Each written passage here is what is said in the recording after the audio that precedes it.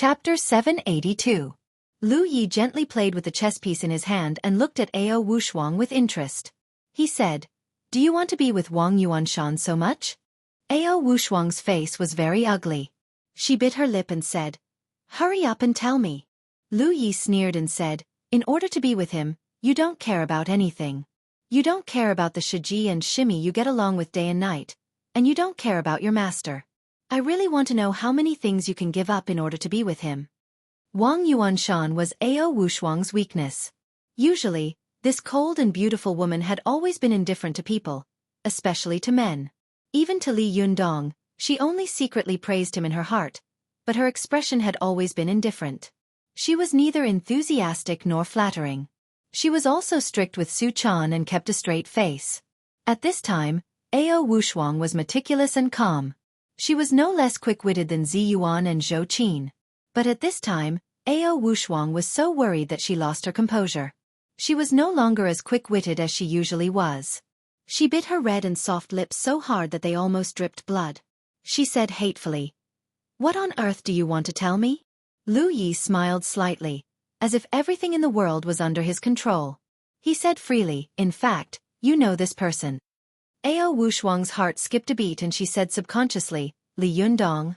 Lu Yi laughed and clapped his hands. "Yes." Ao Wushuang was happy at first, but then she was shocked. She looked at Lu Yi warily and asked, "What do you want to do with him?" Lu Yi shook his head and said with a smile, "Now I just need to wait quietly for the mystical silver fox's power to recover. Why do I need to do anything special? It's just that this magic formation has a special formation eye, which ordinary people can't go to. If a fox spirit like us gets 3 meters away from it, we will immediately be smashed into powder. Moreover, to break this formation eye, a powerful magical weapon like one of the 5 great swords of Taoism is needed. Originally, if the Bahuang sword in your hand was combined with the Liuhe sword, you could break this magic formation. Now this powerful magical weapon is in Li Yunyang's hands, so I said that only he can break it." Ao Wushuang was so excited that she couldn't wait to rush to him and ask for his help. But as soon as she moved, she suddenly thought of something. It was as if a basin of cold water had been poured over her head, and her fiery heart fell into an ice cave in an instant, becoming brighter and brighter. Ao Wushuang's ecstatic expression became cold little by little. She stared at Lu Yi coldly and suddenly said slowly, "You still want to plot against him. If he takes action, he will definitely clash with the Zhengyi school again, and then you can benefit from it." Lu Yi stared at Ao Wushuang, shook his head and sighed. "Wushuang, why are you still so naive? Yes, Li Yunyang is indeed a rare genius in 100 years, and he has a deep relationship with Su Chan. But you have to figure it out. He is a human being, and Su Chan is a demon. If that's all, it's fine. He is also the reincarnation of the immovable Wisdom King. Do you know what the relationship between the immovable Wisdom King and the mystical Silver Fox is? You don't know, do you?" Lu Yi said with a look of exasperation, "You are the disciple with the best aptitude in our Fox Zen school, and also the disciple I value the most. Why are you so stubborn? Now it's time to take sides, and it's urgent. Otherwise, once the mystical Silver Fox recovers her strength, do you think she will let you go if you still waver on both sides?" This sentence suddenly shocked Ao Wushuang. She completely understood the current situation of herself and Su Chan. If they kept wavering and stayed by Li Yunyang's side, the mystical Silver Fox would definitely not let go of the people around the immovable Wisdom King, and the cultivation world would not let go of the fox demons like them. They would become demons that had to be killed quickly. But, was she going to hurt Li Yunyang for her own sake? No, it can't be like this. Ao Wushuang's mind was buzzing, as if she was fighting with heaven and earth. She shook her head subconsciously, as if she couldn't accept such a thing. Lu Yi also knew that Ao Wushuang was cold on the outside but warm on the inside. She valued friendship very much. She could betray her sect for Wang Yuanshan, and she could also return to Mount Tianlong for the safety of her sect regardless of criticism. But in this world, the most painful thing was love and righteousness. Lu Yi didn't urge Ao Wushuang. He just looked at her coldly, as if quietly waiting for her to make her own choice. He silently watched Ao Wushuang walk out of the yard in a daze as if she had a devil's disease, and her figure disappeared into the night little by little. Wan Zhenyuan, who had been silent all this time, suddenly said, "Will she go?" Why do I feel that this matter is a little unreliable? Lu Yi smiled slightly. For Wang Yuanshan she will go. The two of them looked at each other and smiled. Each of them had their own ulterior motives, and they tacitly withdrew their gazes. Ao Wushuang walked in the bustling street of Shantang. She stared blankly at the flourishing street around her. Although it was night, there were still many tourists in the neighborhood. For no reason, she suddenly had a feeling that all the people in the capital are haggard. It was as if everything in the world was bleak and boring. Ao Wushuang knew that Li Yunyang had been extremely kind to the Fox Zen school, and he was even more sincere to Su Chan. She had already concealed her feelings for him before. If she did this kind of thing again, she was afraid that she would make an irreparable mistake. But if she didn't go to Li Yunyang for help, she would never be able to meet Wang Yuanshan again for the rest of her life. This was the most miserable thing in the world.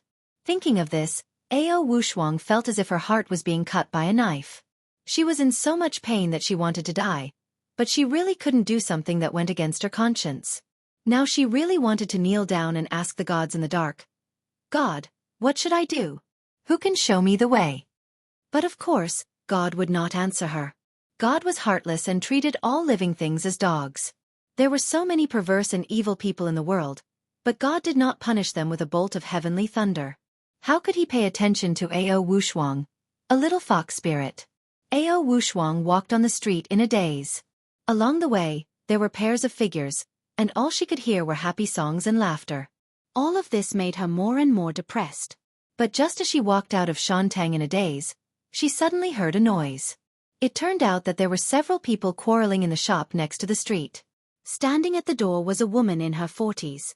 She was wearing a flowery coat and was a little bloated. Her face was full of the marks of time. The woman's small eyes were a little dim.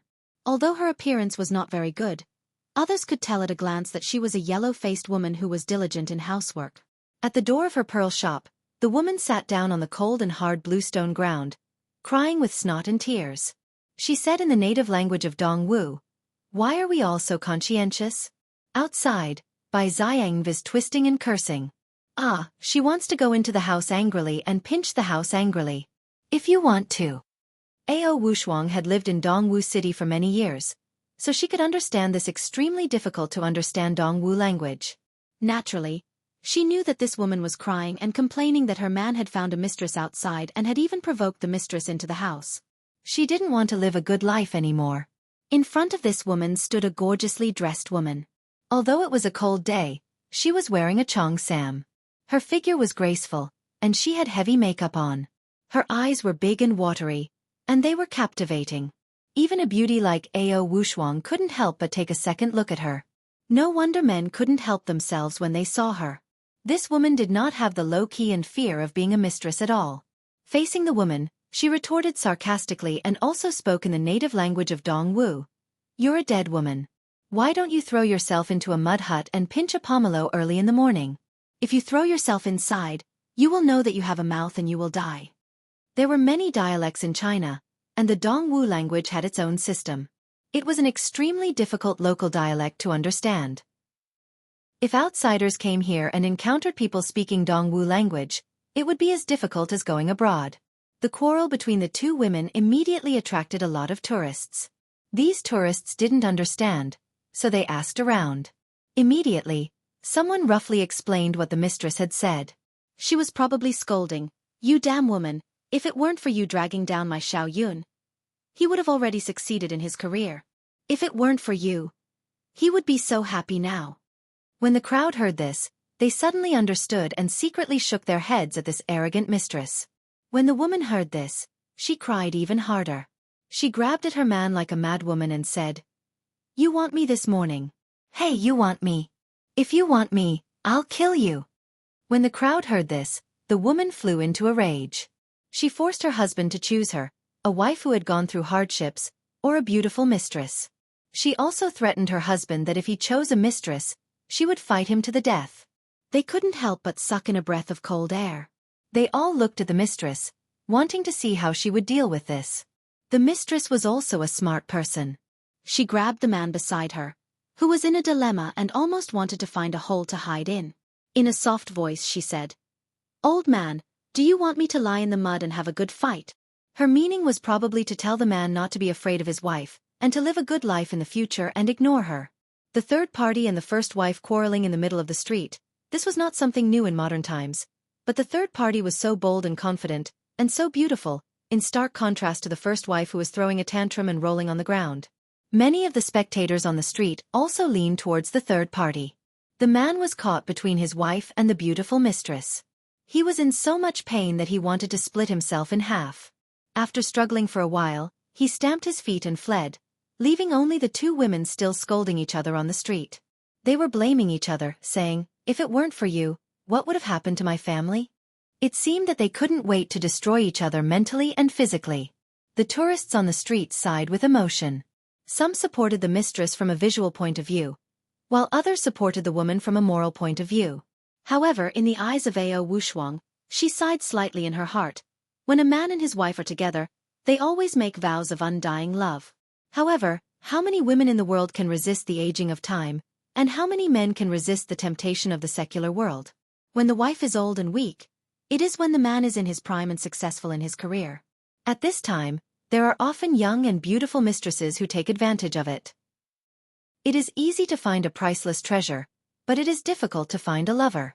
Although she and Wang Yuanshan were in so much pain that they wanted to die, she was lucky that she did not meet a heartbreaker. Obviously, Su Chan was also lucky. She met Li Yundong, who was also infatuated with her. This was the most difficult thing in the world. How could she meet such a good man after hundreds or thousands of years of cultivation? She knew how to cherish the relationship between her and Wang Yuanshan.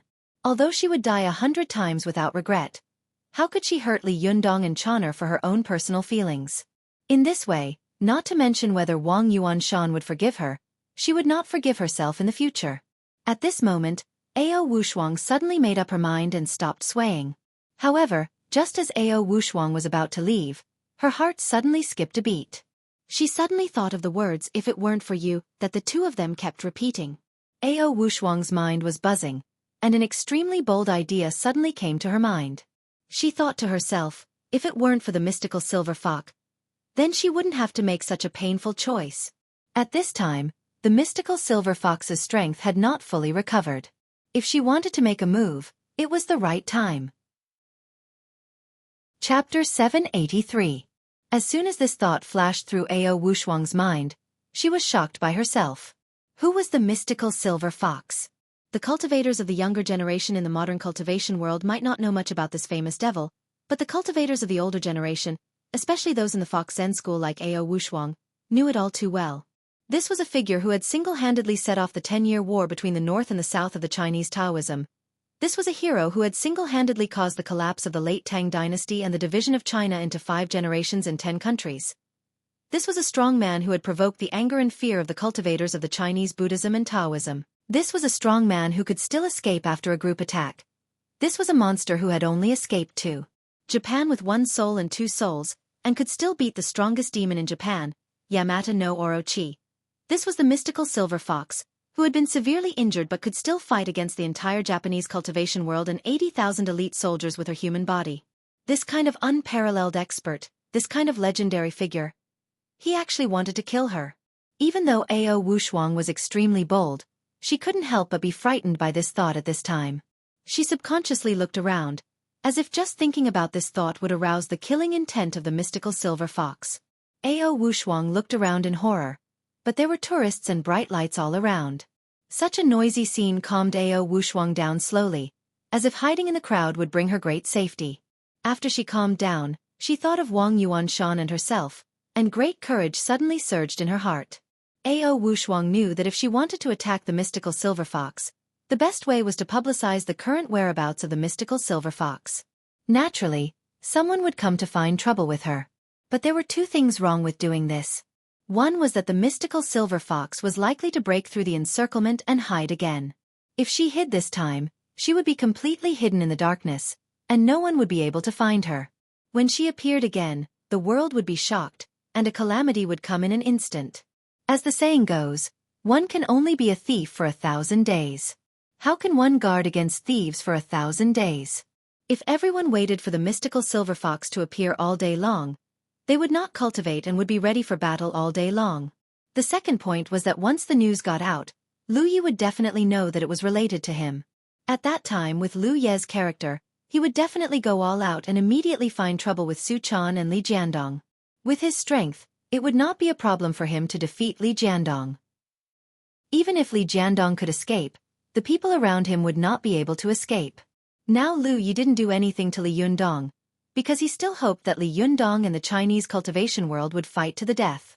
But if he let out the news and pointed his head at the mystical silver fox, Lu Yi would definitely go crazy and fight to the death. Although Li Yundong was strong now, there was still a gap between him and Lu Yi, the eight-tailed earth fox in the Thunder Retribution realm. Especially once the mystical silver fox recovered all its strength would be even more terrible. What Li Jiandong needed now was time. The heavenly thunder was coming. Once he could get through the thunder tribulation, his strength would improve by leaps and bounds again. Therefore, Ao Wushuang knew that if she wanted to kill the mystical silver fox, she could only do it secretly. She could not let anyone else know, not even Su Chan. Understanding this, Ao Wushuang slowly moved her feet and walked out of the crowd. She slowly left the bustling street and hid her figure in the thick darkness. Just as Ao Wushuang decided to do something earth-shattering, Li Jiandong and the others did not notice that a terrible turmoil was about to sweep through. Not only them, but also the ordinary people living in the bustling city like them were preparing to celebrate the Spring Festival without noticing it. Now that the Spring Festival was approaching, even the schools that were open later had already started their winter vacation. Many students packed up and returned to their hometowns. Tiannan University had become extremely deserted for a while. Most of the students who rented houses near the school had also checked out. The landlord's business had plummeted and entered the off-season. Early the next morning, the landlord, Mrs. He, got up early and went to her rented house to collect the rent, as if she was afraid that if she was late, the students would run away with her appliances, furniture, and rent. Mrs. He twisted her plump body and climbed up the stairs with difficulty. Step by step, she climbed up the stairs. The family she went to today had left a deep impression on her. Even with her eyes closed, she could feel the door. The reason was very simple. Because there used to be a couple who didn't know the immensity of heaven and earth living in this family. Not only had they broken their home appliances and chandeliers, but they had also almost blown up the house. Thinking of that coquettish little fox spirit, Mrs. He was a little angry, especially when she thought of the young man who had humiliated her in front of everyone. She sneered again and again. How could a guy like him open a tea house? How could he shamelessly say that he could do business all over the world? A toad yawning, how arrogant! His arrogance was boundless. As Mrs. He climbed the stairs laboriously, she thought about some unpleasant things. In her life, the happiest time was when she was collecting rent, because she could happily enjoy the various fawning smiles of the tenants, as well as the faces of them pleading for her. The value and meaning of her life was reflected to the greatest extent at this moment. But when Mrs. He finally climbed to the door, she quickly lost her happiness. She found that no matter how hard she knocked, no one answered the door. She opened the door and took a look, only to find that there was no one in the room. Although the clothes and furniture were still there, she had come all the way to collect rent, but the other party was not at home. This really made her unhappy. If she had known earlier, she would have called in advance. Although Mrs. He grumbled in her heart, she knew that even if there was a next time, she still wouldn't call. She liked to launch surprise attacks, and that was the only way she could perfectly appreciate the different reactions on the faces of the tenants, just like when she had suddenly attacked Li Yundong. Mrs. He was about to leave with a sullen look on her face when she suddenly heard footsteps coming down from upstairs. She looked up and saw that it was the tenant's classmate, who was also a student of Tiannan University. Although Tiannan University had already started its winter vacation and many students had already left the campus, there were still some students who lived far away and didn't want to spend money to go back. So they stayed to work part-time and study, and a few of them gathered together to share a room. Mrs. He, the landlady, didn't like such students very much. More people meant more damage to the furniture in her room, and the room would become dirtier. She looked up and saw 3 girls coming down the stairs. Although they weren't very beautiful, they were young and lively. Although they were all wearing sweaters and jeans, which made their bodies look a little bloated, they still exuded a vitality that made her jealous. Mrs. He's physique was exquisite and her looks were not ordinary. Coupled with her special identity, The three girls who came downstairs recognized her at a glance and greeted her one after another. The landlady smiled hypocritically. "Do you know where your classmates went?" she asked suddenly. One of the girls in the lead glanced at the room she was pointing at and laughed. "They went to work early in the morning." The landlady looked enlightened. "Oh, working? They found a job? Not bad. It's not easy to find a job these days." But in her heart, she muttered, "Didn't they just run away? Found a job? Looks like the rent should be higher. But did they find a job so quickly? Did they go to the brothel? Nowadays, there are a lot of female college students in the brothel. I don't want my house to become a chicken coop." She quickly smiled and asked, "What kind of job did they find?" But in her heart, she was planning to drive them away as soon as the landlady said something suspicious. But soon the girl smiled and said, "They're waitresses in a tea house." The landlady sneered in her heart. "TSK, college students are so worthless now. They can only be waitresses." But she smiled and said, "That's not bad. How's the income? Where's the tea house?" Although Tiannan City was a southern city, it couldn't be compared to places like Guangdong and Fujian, where people like to drink kung fu tea. Tea houses were everywhere in these two places. The local people liked to go to tea houses in the afternoon or at night, drink a bag of kung fu tea, and chat with their friends about everything. Some people who were passionate about this kind of thing could drink 5 figures of tea a day. The atmosphere of the tea culture in Tiannan City was thin. In such a big city, the number of tea houses could be counted on 2 hands. Although the rarer something was, the more precious it was. If a business was too withering, it would also reflect the cultural phenomenon behind the business. Therefore, in the landlady's impression, tea houses were a bad business. That was why she had dared to make such a big guarantee to Li Yundong. At this time, as soon as she heard that these tenants were waitresses in tea houses, the landlady suddenly looked down on them. But although she was disdainful in her heart, she still smiled. In business, harmony was the most important thing. She still had this little bit of subtlety. The landlady asked with a smile, "Where are they working as waitresses? I'll go and support them someday." The girl didn't know that the landlady was so capable of sweet talk. She said with a smile, "Auntie, come with us now." The landlady didn't expect that her casual words would be taken advantage of by the other party. She thought to herself, "I'm not interested in doing such a waste of money with you." She smiled and waved her hand. "I won't go. You young people go." The girl was enthusiastic and still invited them warmly. "Go ahead, Auntie He. We're about to go too." As she said this, she took out a card from her pocket and said with a smile, "We have VIPs. Besides, Xiaoyu said that if we go for a drink, it'll be her treat." The landlady sneered in her heart, but said with a smile, "She's just a waitress. It's not easy for her to make money. Don't let her spend money." She didn't finish the second half of her sentence. "Otherwise, if I can't pay the rent, will you help me?" Unexpectedly, the girl covered her mouth and laughed. "Auntie He, you're wrong. Xiaoyu's monthly salary as a waitress is not low. At least this much." As she said this, she gestured with her fingers and stretched out 5 fingers. 5,000. The landlady's eyes almost popped out of their sockets. If a monthly salary of 5,000 yuan was in a first-tier city like Beijing or Shanghai, it would be nothing. Even in a second-tier city, it would not be surprising. But in a third-tier city like Tiannan City, especially when a waitress in a small tea house could get such a sum, it was really enviable. One had to know that the monthly rent from her landlady was only slightly more than 1,000 yuan for a house with electrical appliances. The girl nodded and said with a smile, "This is just a temporary job. I heard that the former waitress of the tea house is going back to prepare for the spring festival. So she found a beautiful girl in our school to be a waitress. Unfortunately, the president of our student union thinks that we are not beautiful enough to be waitresses. Otherwise, we can also make a small fortune." The girl was straightforward enough. She was frank about her appearance and seemed to be open-minded. But Mrs. He was a little confused when she heard this. She muttered to herself, "What kind of lousy tea house dares to give waitresses a monthly salary of 5,000 yuan? How much money did they have to waste like this? What a pity, what a pity." When the girl saw the landlady lowering her head and thinking, she persuaded her again. "Go, Auntie He. This tea house is very famous. Many people want to drink tea but can't. If it weren't for the fact that Xiaoyu is a classmate of the tea house owner and I am her schoolmate, I'm afraid I wouldn't have been able to benefit from this. The landlady sneered in her heart. She glanced at the VIP card in the girl's hand and saw that the card was well made. The expensive aura was secondary. The most important thing was that there were 3 elegant words written on it: Desanxian.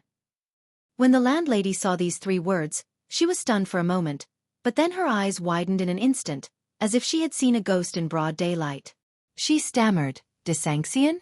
Is it the Desanxian of the pedestrian street? The girl nodded quickly and said with a surprised face, Auntie, you know it too? Ha, the Desanxian is really famous. The landlady's mouth was wide open, and her chin almost hit the ground. She was tongue-tied as she stammered. Yes, is it the Desanxian that opened not long ago? Is the boss called Li Yundong? At this time the other 2 girls also laughed and said, Auntie, do you know him too? He is the most famous celebrity in our school.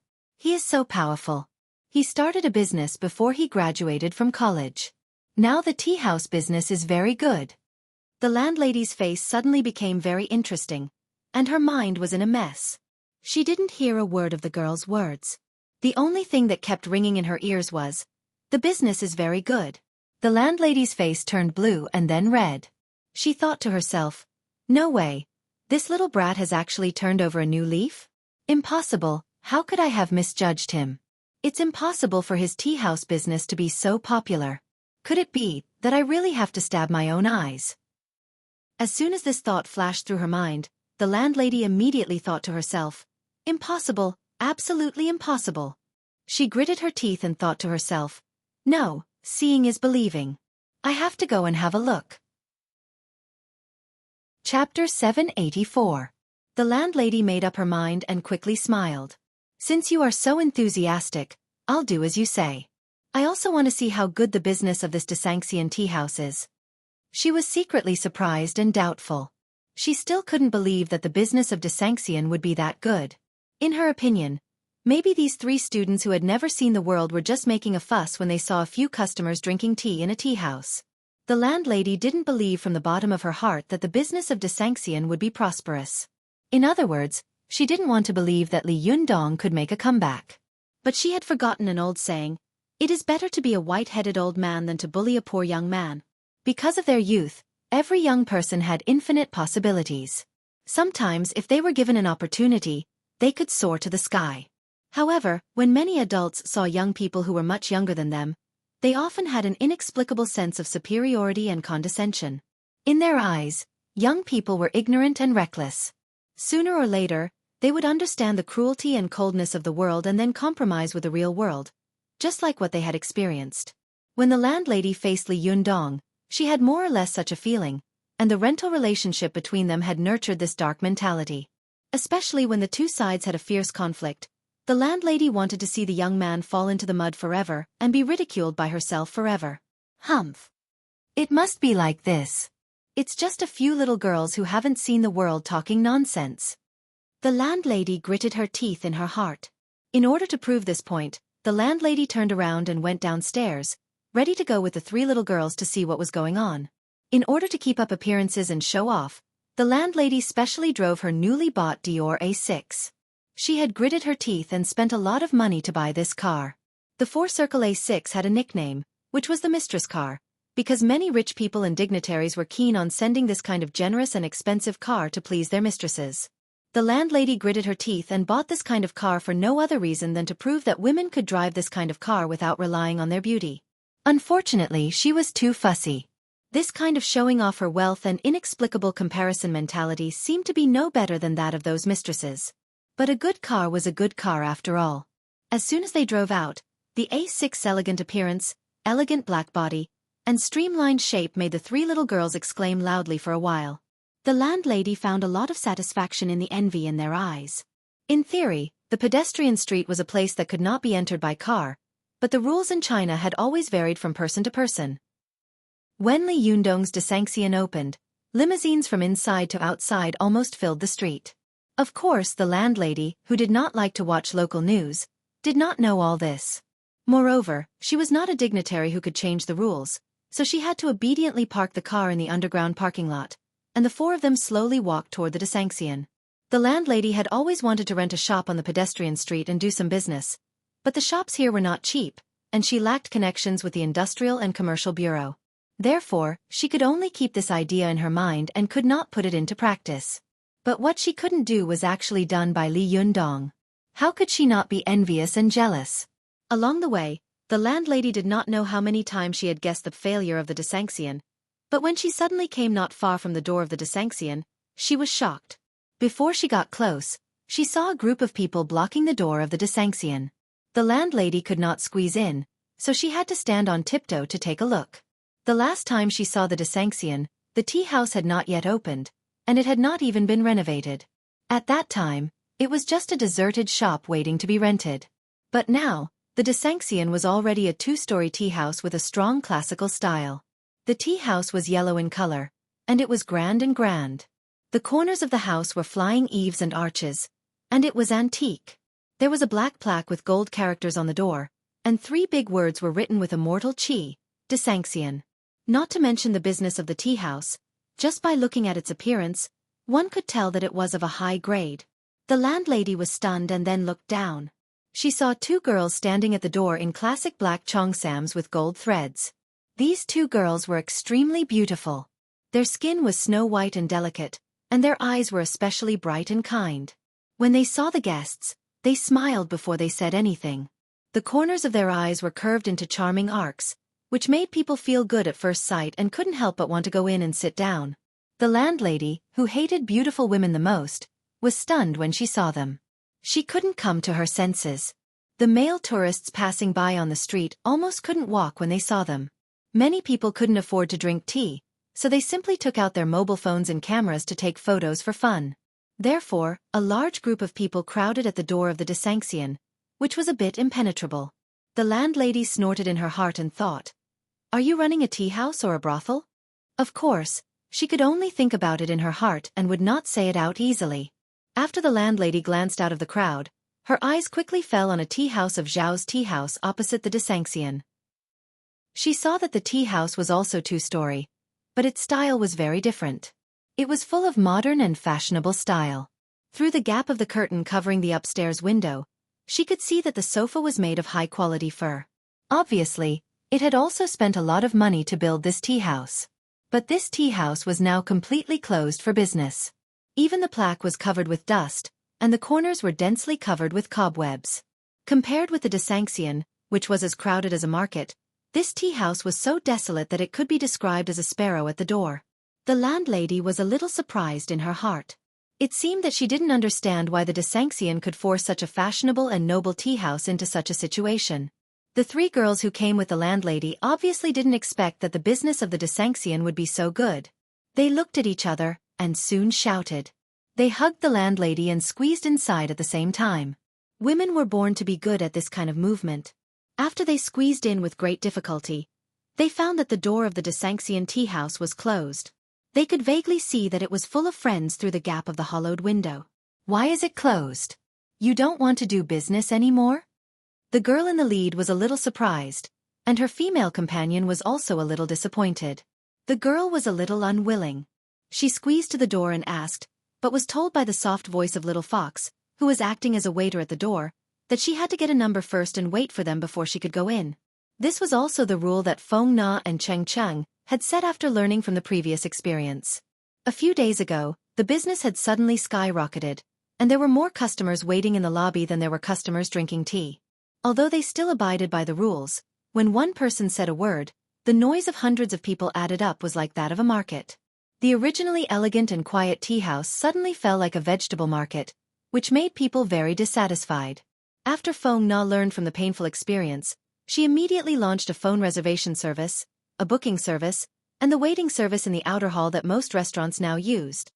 If a restaurant could have such a phenomenon, it meant that the business of this restaurant was simply too good. Therefore, when she heard that they still needed to get a number, the landlady could hardly believe her ears. She was tongue-tied. It was impossible for her to imagine that the business of a tea house could be as good as that of a Western-style restaurant like Pizza Hut, or even better.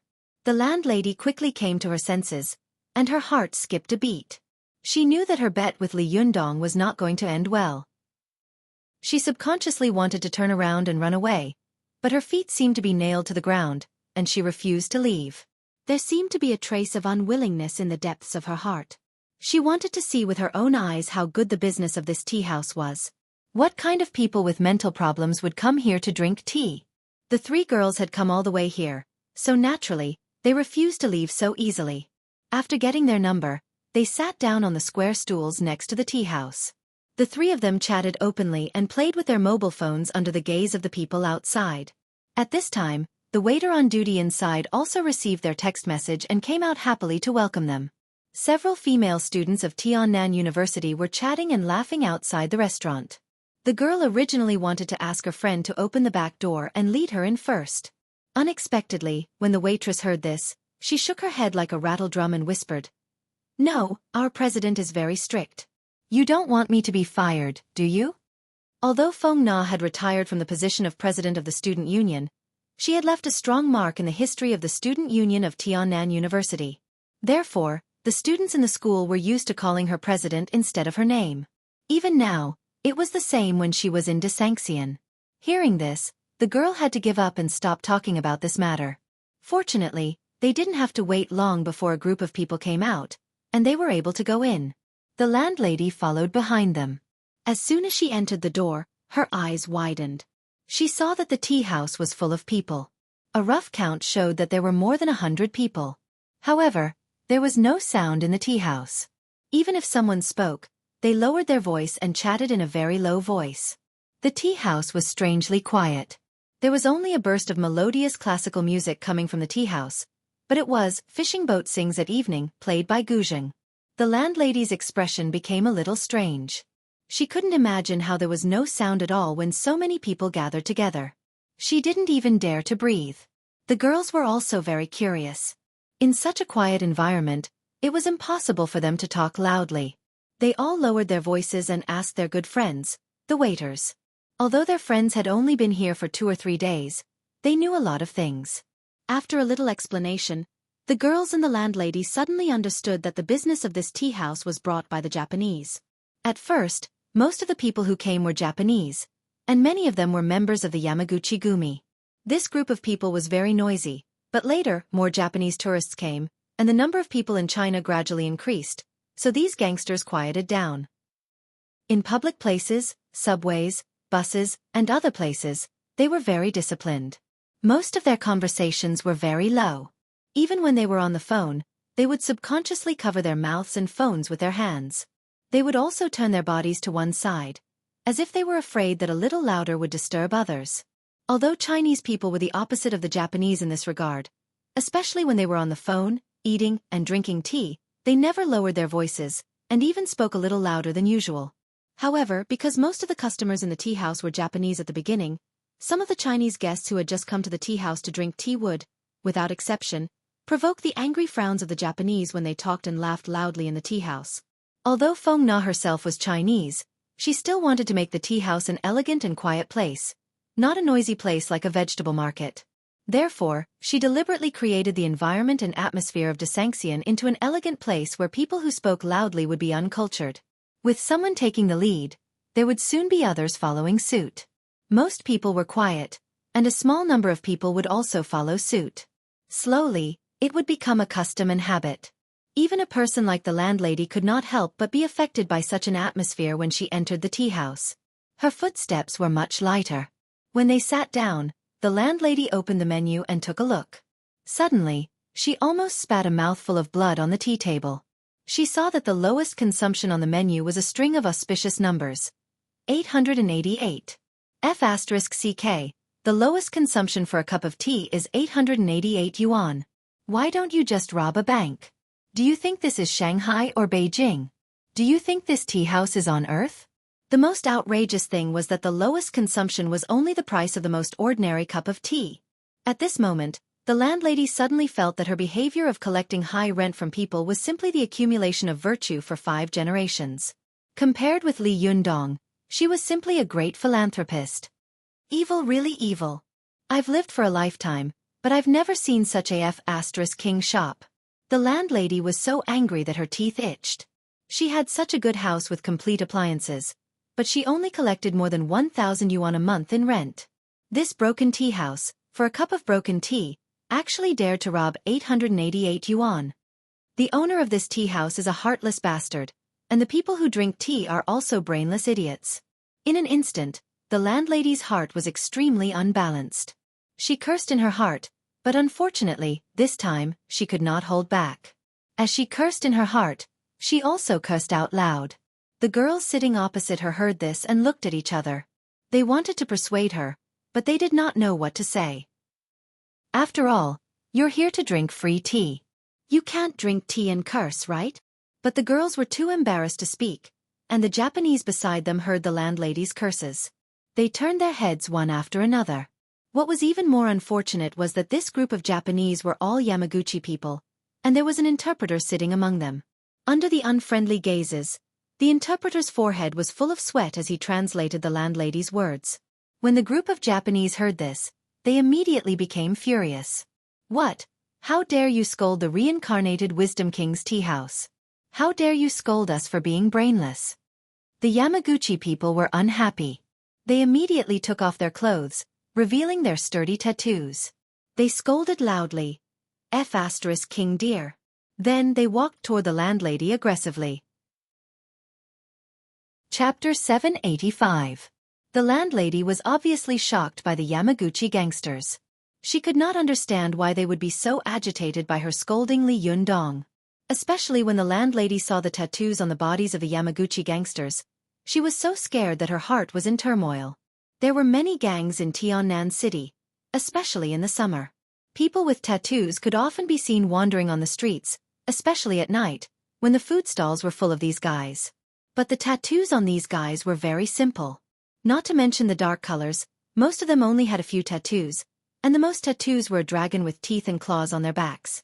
It was not a big deal to say that it was a dragon. It might look good when it was first tattooed, but after a few days, it really looked like a loach tattooed on the body. But among the Yamaguchi gangsters in front of her, the one with the least tattoos was a young man on the far left. He had a head of black hair that was split 3 to 7, and a 9-tattooed dragon was tattooed on his chest and back. The dragon's head was on his chest, the dragon's eyes were the 2 points on his chest, the dragon's mouth was the abdomen, the dragon's arms were the 2 dragon's claws, and the dragon's scales on his back were bright green and dazzling red. But between the scales, there was a black contrast, which set off the layered and three-dimensional feeling, giving people a strong visual effect. In the eyes of the landlady, compared to the 9-tattooed dragon in Tiannan City, the gangsters in front of her were extremely unprofessional. Just from the point of tattoos, it was like a kindergarten student meeting an expert at the doctoral level. The two were not on the same level at all. Why did most gangsters like tattoos? Especially the better the tattoos, the more awesome they were, and the more awesome they were? The reason was simple. Tattoos hurt, very, very much. Although there were laser tattoos and anesthetics, very few people in the underworld would use laser tattoos and anesthetics. Was it a joke? If the gangsters found out that they got a tattoo and anesthetics, they would laugh themselves to death. How could they still make a living? However, if one had tattoos all over their chest and back like this man, even a layman like the landlady would know that it would definitely be a very painful thing. It would be so painful that it would make one hover between life and death. Not to mention an ordinary person, even a second-rate person wouldn't dare to do it. If they were so cruel to themselves, what about others? To be able to endure the pain brought about by such a large area of tattoos, he was definitely a monster among monsters. During a PK, just by flashing this tattoo, as long as the opponent knew what was good for them, they would have to think twice. Could they afford to provoke such a ruthless character? However, this 9-tattooed dragon had the fewest tattoos. After all, a dragon was a dragon, a snake-like animal. It was impossible for it to have tattoos all over its chest and back. Their leader had a tattoo of Ksitigarbha Bodhisattva on his chest. This Bodhisattva was one of the 6 Ksitigarbha Bodhisattva, who held the Ksitigarbha Bodhisattva to help the Azura path. He wore a red kasaya with yellow monk robes inside. He held the Vajra pagoda in his left hand and performed the fearless seal with his right. This Bodhisattva had a colorful crown on his head. His face was like powder, and there was a flame halo above his head. Behind him was a vast sky surrounded by colorful clouds. There were 7 lotus platforms under his feet, and each lotus platform had a different colored flame. There were so many things tattooed on the front of the body. At first glance, people would think that it was a moving painting of a human body running around. But that was not all. There was a jade-faced Yama tattooed on the back of the boss. This Yama was extremely handsome, but he was stepping on a mountain of corpses and a sea of blood. In one hand, he held a ferocious-looking head, and in the other hand, he held a sword dripping with blood. This handsome face formed a sharp contrast with the horrifying scene. In particular, the colors were mostly red and green, giving people an extremely strong visual impact. When others took a closer look, they found that, except for the area below his neck, there was not an inch of his skin that was the color of flesh. Even Mike in Prison Break, who had tattoos all over his body, would feel ashamed of his inferiority when compared to him. Even a blind man could tell that this person was definitely a gangster. The landlady was so scared that she trembled all over. Even the girls around her were so scared that they wanted to run away. But as soon as they stood up, they saw another group of people standing around them. Each of them was wearing black suits, black trousers, black leather shoes, and black sunglasses. The only thing missing was a few big words on their faces. I am a gangster. As soon as these people stood up, the girls were so scared that they fell back on their butts. Tears welled up in their eyes. They wanted to shout, I'm just here to watch the soy sauce. I didn't say those words just now. Don't come at us. The landlady looked at these tattooed people standing in front of her and shouting at her. She felt aggrieved and confused. Although she was afraid, she still struggled to argue loudly, but her voice was slightly trembling. She said, What are you talking about? I'm talking about the owner, Li Yundong. What are you doing? After the tattooed man heard the translation, he became even angrier. He slapped the table with a bang, and his eyes almost stared at the landlady's face. He cursed her with filthy words, but fortunately, the landlady couldn't understand him. She was just scared and trembled. The translator who followed them was obviously a good civilian. As he wiped his sweat, he carefully said in stiff Mandarin, he said that the Li Yundong you scolded is the Buddha they believe in. As he said this, he pointed to a statue in a shrine in the Desanxian Hall and said, That's the one. It's the immovable Wisdom King. When the landlady heard this, she thought, What? This little kid who almost blew up my house is actually the Buddha they believe in? Are you kidding me? Do you think I'm an idiot? Although the landlady was afraid, she couldn't help laughing when she heard the translation's words. Her laughter was terrible, and she was in big trouble. Although there were fewer and fewer people in the Yamaguchi group these days, there were still more than 20 people in the tea house at this time. These were all members who had come from Kanto. The Yamaguchi-gumi's power in Kanto was not obvious. It had been suppressed by the other two major gangs in Japan, the Sumiyoshi Association and the Inada Association. The two sides were fighting fiercely, and it was the place with the most intense gang conflicts in Japan. But even so, these devout believers still rushed to Tiannan City to worship the gang boss of the Buddhist world in their hearts, the immovable Wisdom King. When these gangsters set off, they had obviously been warned. They knew that they had to keep a low profile in China. Otherwise, it would be a diplomatic incident, which would be very troublesome. If they caught people, they might not be able to get them back. Therefore, these Yamaguchi people were very low-key here. They would not cause trouble if they could, and they would swallow their anger if they could. Even when they squeezed into the Desanxian Hall and were stepped on a few times, they did not make a sound. But there were exceptions to everything. Most people in China were not religious, so they could not understand how terrible the anger in their hearts would be when the God they believed in was insulted.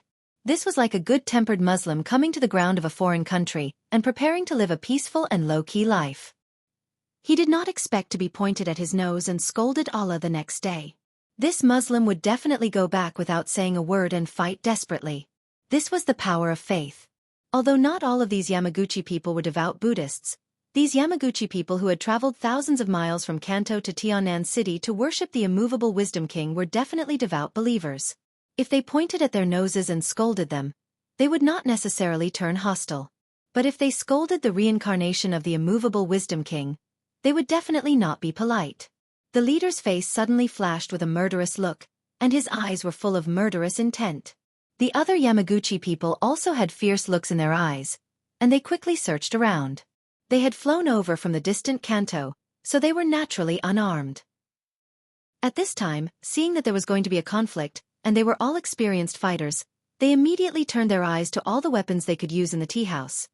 Tea tables, benches, teapots, broken pieces of teacups that were like sharp blades, and so on.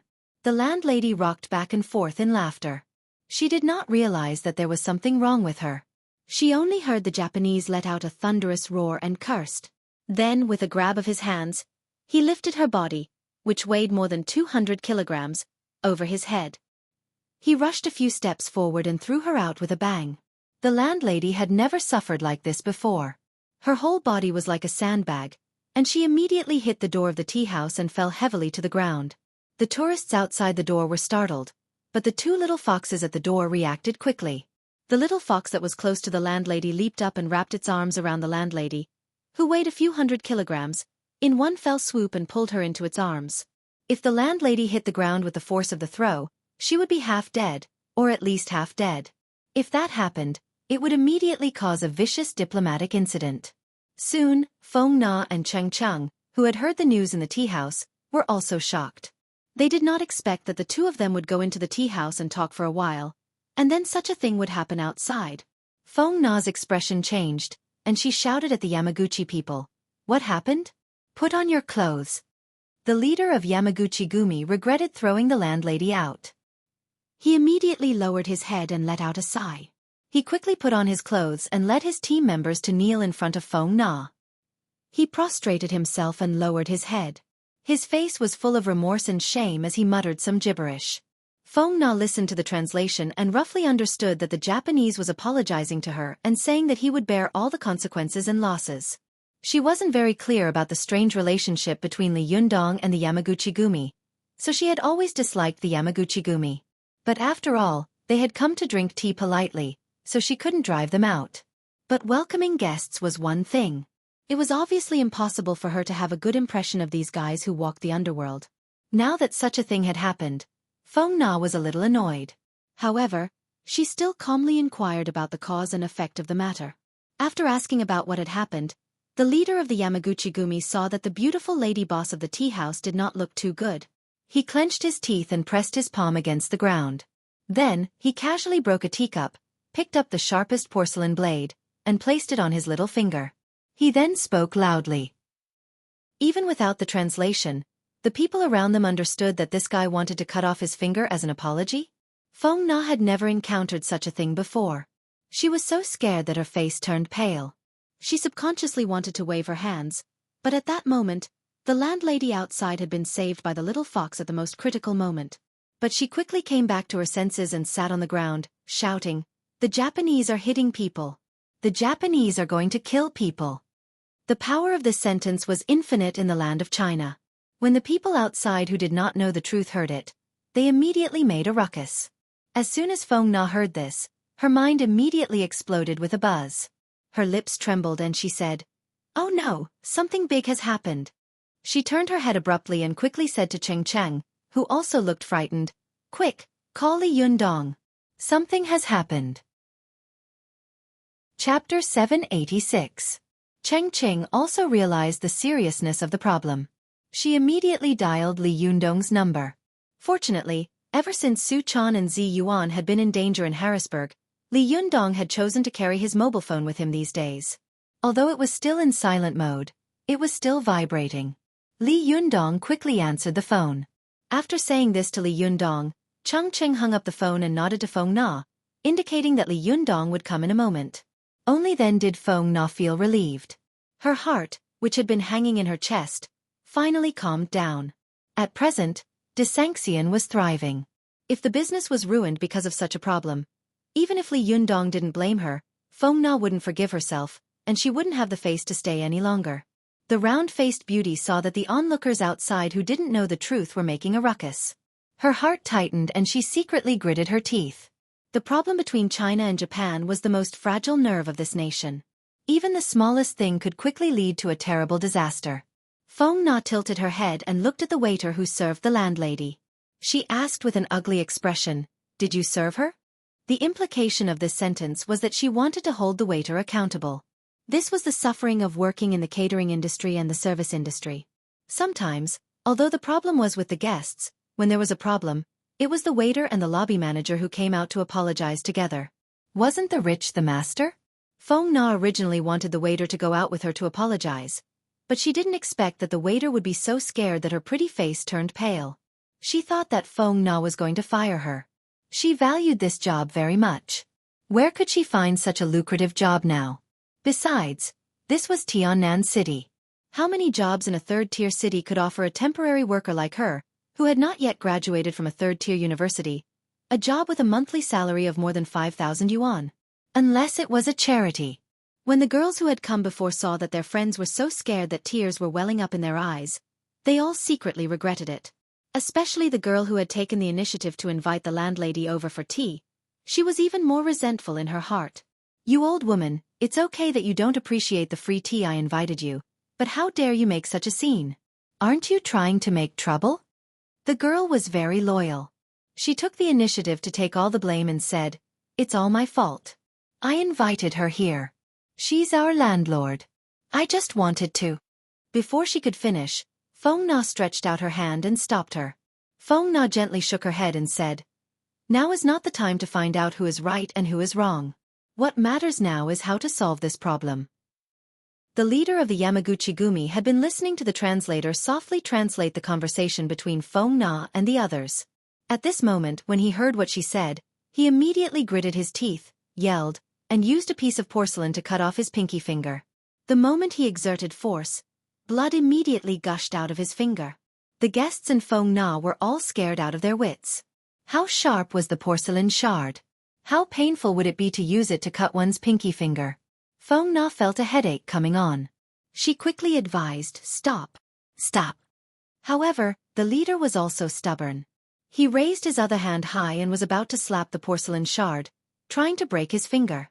Just as his hand was about to fall, he suddenly slapped someone's arm. He was stunned for a moment, thinking that it was one of his subordinates who had stopped him. Anger rose in his heart, and he was just about to turn his head to reprimand them when he saw a handsome young man gently holding his arm. Feng Na and the others were focused on the leader. They didn't notice that there was suddenly an extra person next to them. She shifted her gaze and fixed her eyes on him. Suddenly, she was overjoyed. "Li Yundong? You're here."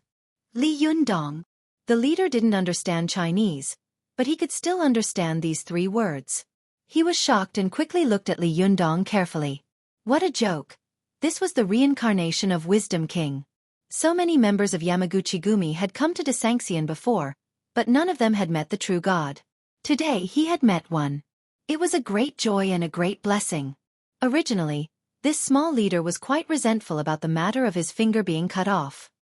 He had come to China for no reason, but he had lost his finger for no reason. Anyone in his shoes would be unhappy, but now he was ecstatic. He felt that it was too worthwhile to lose his finger. The leader immediately prostrated himself on the ground and began to talk. The members behind him also prostrated themselves on the ground, not daring to raise their heads. It was as if they had really seen the leader of Yamaguchi-gumi. The guests in the tea house had changed from tea guests to onlookers. They all stretched their necks to look at Li Yundong. Some of them more or less knew that the identity of the owner of this tea house was very mysterious and strange. Many Japanese had come here from thousands of miles away just to sacrifice this living person. Such a thing was very rare in remote cities or rural areas of China, let alone in such a modern city. Everyone only felt that it was a new experience. Looking at Li Yundong, who was too young, they sighed and pointed at him in a low voice. Li Yundong had been outside to prepare the New Year's goods with Su Chan and Zi Yuan. He hadn't expected to encounter such a disgusting thing at this time. He was secretly unhappy, but his face was quite calm. After stopping the leader's self-mutilation, he turned his head to look at Feng Na and said, "What on earth is going on? Tell me first." Feng Na was quite eloquent. In just 2 or 3 words, she had clearly explained what had happened. After listening, Li Yundong looked outside and immediately laughed out of anger. "Well, if this landlady hadn't come out herself, I would have almost forgotten about her.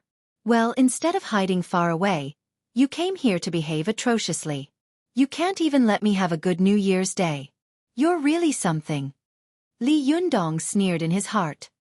He nodded to Feng Na and the girl who had come with the landlady, but his face was quite kind as he said, "It's okay. Just come out and make things clear. I don't believe that no one can reason with me." Li Yundong took the lead and walked out. The crowd outside, who didn't know the truth, heard the landlady's encouragement. At this time, they all shouted loudly, as if they wanted to tear down de Sanxian.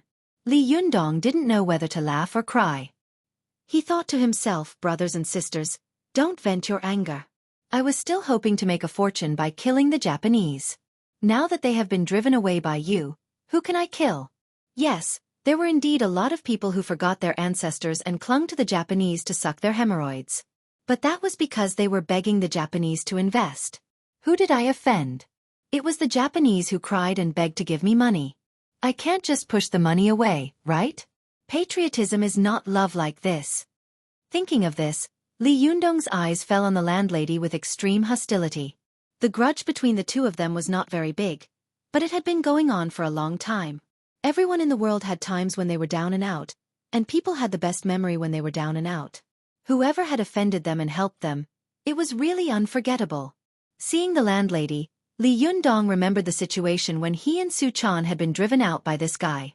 He was angry, especially when he thought of the bet he had made with her before. Although he didn't expect this old woman to really stab her own eyes, she couldn't ruin his show like this. Even a clay figurine had a temper. Anger was hidden in Li Yundong's eyes, and his face was gloomy. He stood in front of the crowd without being angry. Although he had not cultivated for a long time, the number of times he had fought with people was more than many cultivators who had cultivated for a lifetime combined. After these life and death battles, he had long possessed an extraordinary momentum. Usually, he restrained his qi, so ordinary people couldn't feel it. At this time, when he released his qi, it was really an invisible pressure that instantly enveloped the whole place. It was as if Buddha had turned his wrist and pressed down a 5 elements mountain, a group of naughty Sun Wukong monkeys under the mountain. At this moment, the air became frozen, and the noisy crowd instantly quieted down. The crowd only felt that this overly young boy had an indescribable majesty, which made them not dare to act rashly. The landlady was still making a scene with tears and snot running down her face. When she suddenly heard the silence around her, she subconsciously looked up and immediately recognized the little brat she had looked down upon. He was standing in front of her, looking down at her coldly. Li Yundong's gaze made the landlady feel cold all over, and she unconsciously shivered. She had never seen such a pair of majestic eyes.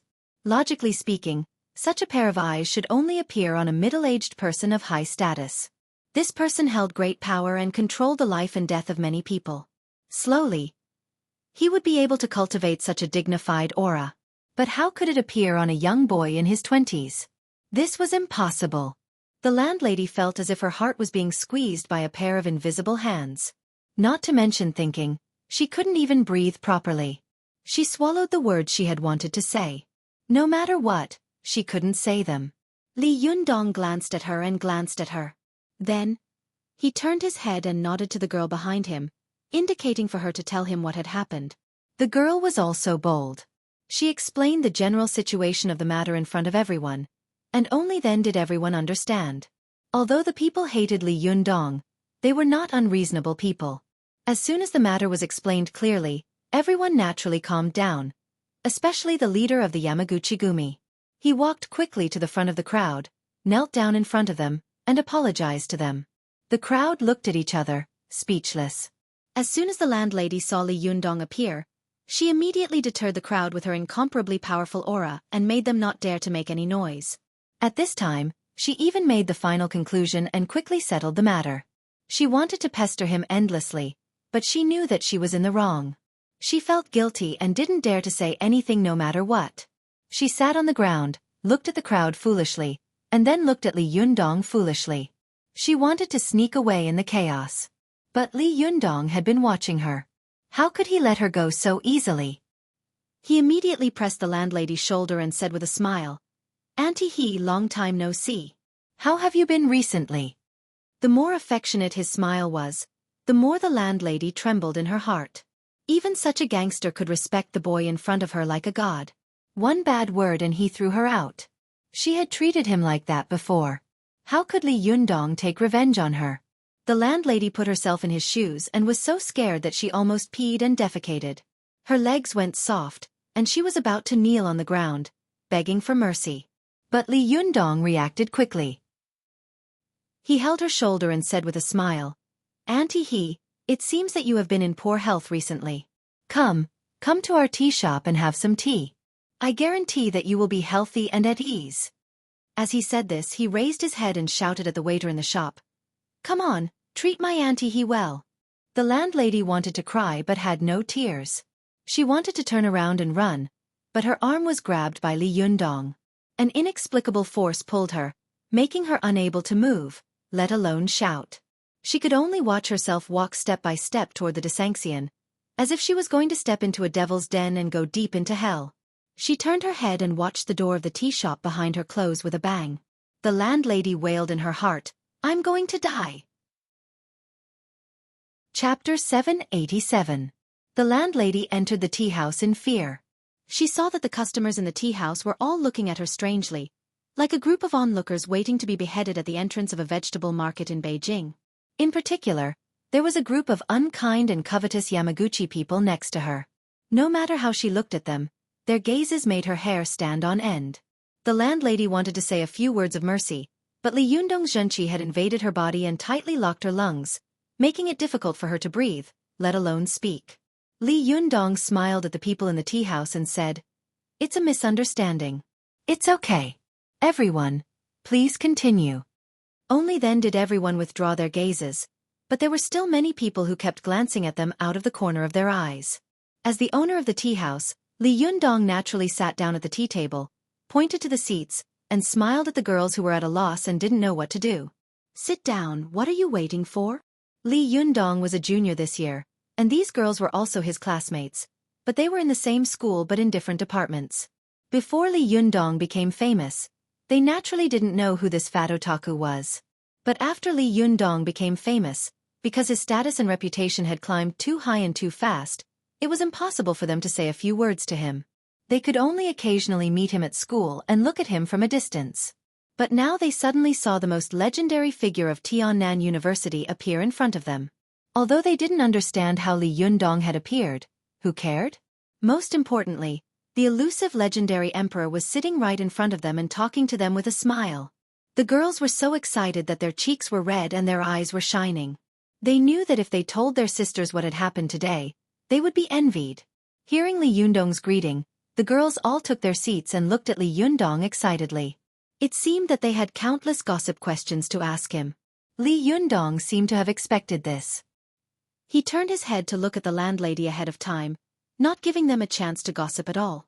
Li Yundong's face was full of enthusiasm. He smiled at the landlady and said, Auntie, why didn't you tell me in advance that you were coming today? I could have made some preparations. As he said this, he smiled at Feng Na, who was a little dumbfounded. Why are you still standing there? Why don't you bring the menu? As if awakened from a dream, Feng Na turned around to get the menu, but Li Yundong quickly said, Forget it.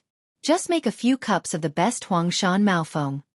The landlady and these girls didn't know much about tea, so they didn't know what the top-grade Huangshan Maofeng tea was. They saw a very beautiful girl who looked a little like a fox step forward and skillfully make tea. The whole process was pleasing to the eye and dazzling.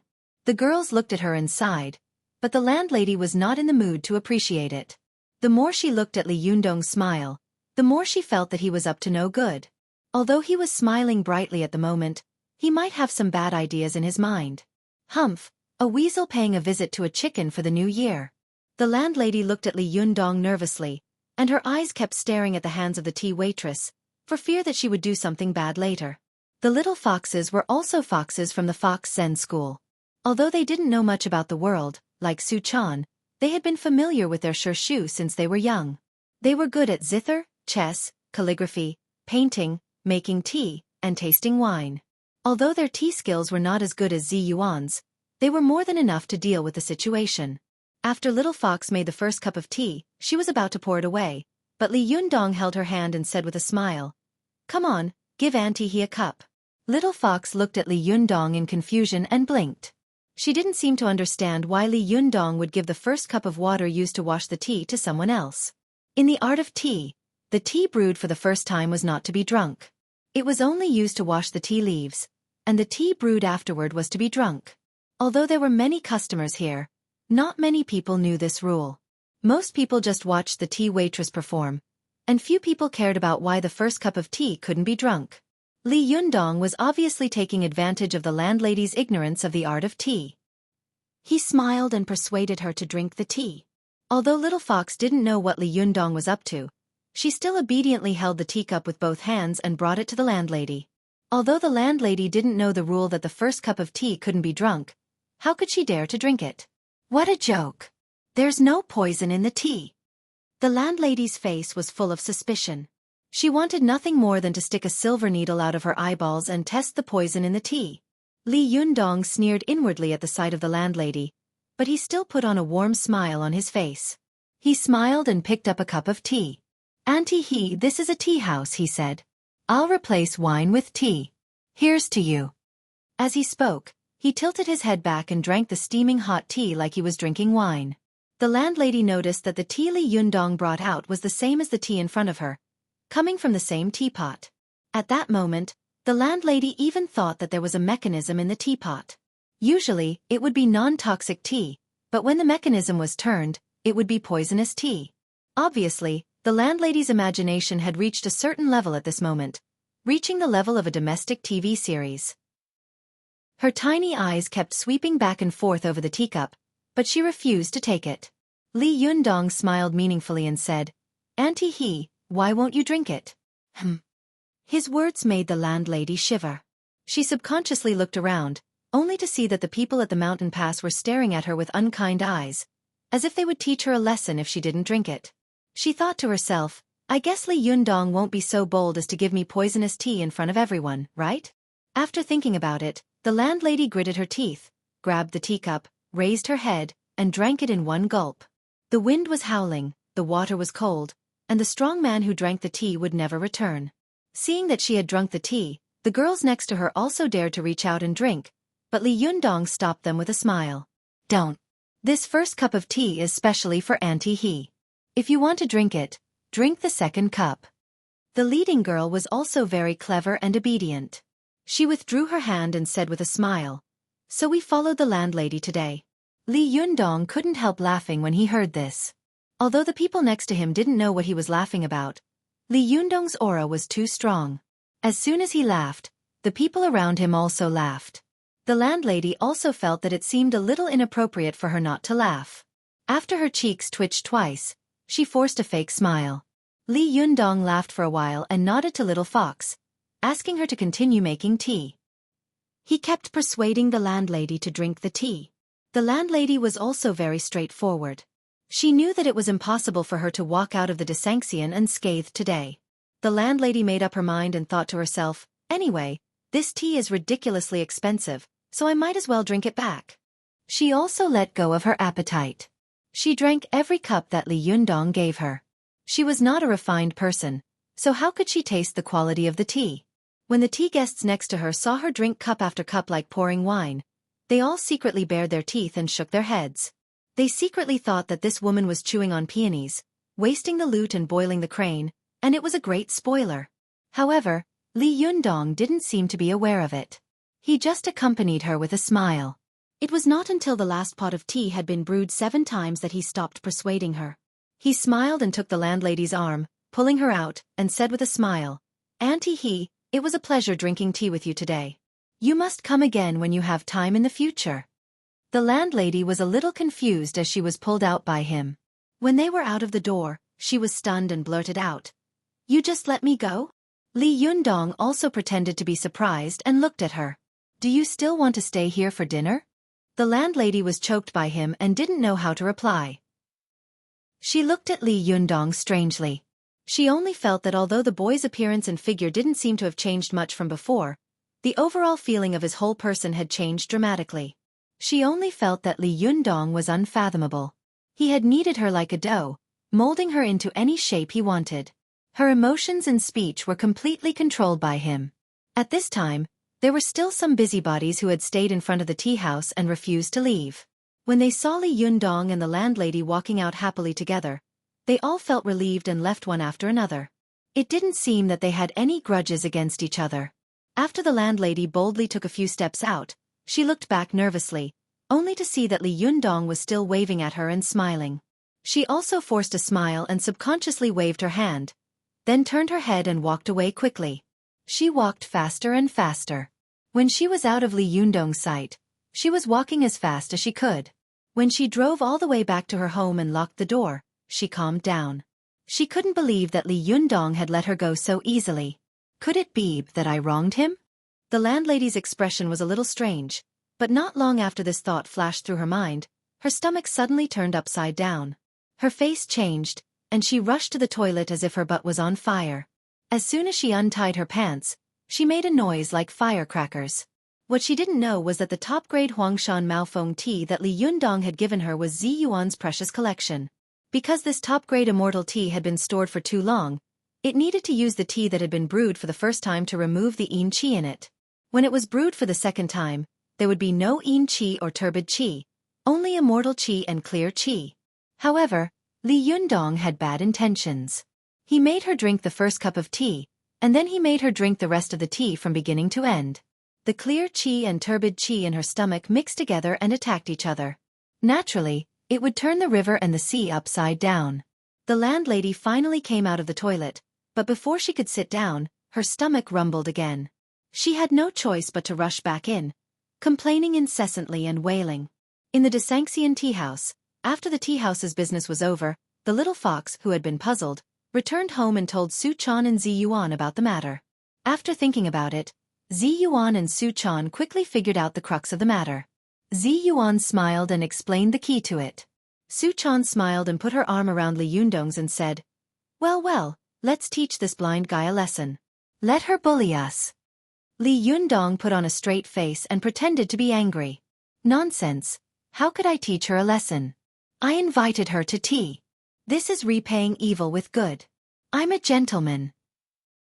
His words made the people next to him laugh. Zi Yuan shook her head and said, "You're too wicked. Not only did you mess with her, you even took advantage of her." Li Yundong didn't comment. He put his hands behind his back, raised his head, and suddenly recited a poem by Li Bai. "Don't you see, the water of the yellow river comes from the sky and rushes to the sea, never to return?" When everyone heard his pretentious recitation, they all remembered that the landlady was going to live in the latrine for a long time in the next few days. The water of the yellow river came from the sky and rushed to the sea, never to return. They couldn't help laughing gloatingly. Chapter 788. Li Yundong had played a trick on the landlady, which made Su Chan vent her anger. However, the little girl still felt that it was a little too easy for this damned woman who had driven them out. If it had been her, she would have been polite if she hadn't hit the landlady in the face with a brick. The landlady cursed Li Yundong while squatting in the toilet for 2 whole days. Finally, she got rid of the stinky toilet. After 2 days, she had lost a lot of weight. It could be considered that she had lost weight. Although she knew that Li Yundong was most likely playing tricks on her, the landlady did not dare to say anything. What a joke. If she caused any more trouble, who knew if the tea she drank next time would really be poisoned? But this was just a small episode. Life was like this. Sometimes it was earth-shattering, and both sides wished they could destroy each other spiritually. But when the matter was over and looking back, they often had a feeling of shaking their heads and laughing, just like a person who had matured and grown up looking at himself when he was still young. Li Yundong was like this. He had learned about the landlady and completely announced that he had said goodbye to his previous youth. He, who had cultivated to the Jinshin phase in his 20s, would usher in his glorious years. However, before that, what Li Yundong wanted most was to have a good new year with the people around him. This was the first spring festival he had spent since he had met Su Chan, Zi Yuan, and Zhou Qin. Although there was still some time before the spring festival, it was now approaching the 23rd of the 12th lunar month, which was also the day of the Little New Year. Although the cultivation world had declined to the point that it was almost hidden from the world, and contemporary society had paid less and less attention to tradition, the cultivation world still maintained its traditional position under the impact of the torrent of reform and opening up. Zi Yuan was a genuine inner disciple. 5 generations of her ancestors were all cultivators. She was a fairy who had started cultivating in her mother's womb. Whether it was in her mind or in her bones, she was deeply imprinted with the elegance and dignity of traditional Chinese women, meek and gentle, as well as the characteristics of conservative and introverted. The importance that Zi Yuan attached to tradition was deep in her bones. She knew that she might be imprisoned, but in order to abide by the tradition of the Linggong sect succession ceremony, she would rather sacrifice herself and abide by the rules. Similarly, Su Chan was also a girl who attached great importance to tradition. But unlike Zi Yuan's observance of tradition was influenced by her childhood environment. Everyone told her that she had to abide by tradition and rules, so she became a mechanical doll that was fully wound up and walked on a fixed track. Su Chan, on the other hand, had not been exposed to modern things since she was a child. All she had been exposed to was the traditional culture of the cultivation world. She had no other choice, so she had also become a very traditional person. However, the longer she stayed in the secular world, the more Su Chan tended to be a modern person. It was just that she had been deeply influenced since she was a child, and tradition was a strong inertial force for her. In sharp contrast to them, Xueqi, the daughter of an official who had already come out of seclusion, had been cultivating diligently day and night after being enlightened by Zhang Zhishuan. Her cultivation realm had improved by leaps and bounds, and she had already broken through to the middle level of the Jinshin. As long as she comprehended the unity of heaven and man, infinite void, she would be able to cultivate to the extreme level of the Jinshin and reach the perfect jade body realm like Li Yundong. Xueqi was not a very traditional person. She was very rebellious in her bones, but in fact, sometimes rebellion was a different kind of tradition. Especially after she converted to Li Yundong, she became the most devout cultivator. She tried her best to maintain everything in the cultivation world. As for things like tradition, she was even more duty-bound to maintain it. In addition, this was their first spring festival with Li Yundong. Whether it was out of justice or out of personal feelings, they all wanted to have a prosperous and lively spring festival. But according to the traditional rules, the spring festival was celebrated at the beginning of the Little New Year, that is, on the 23rd or 24th of the 12th lunar month.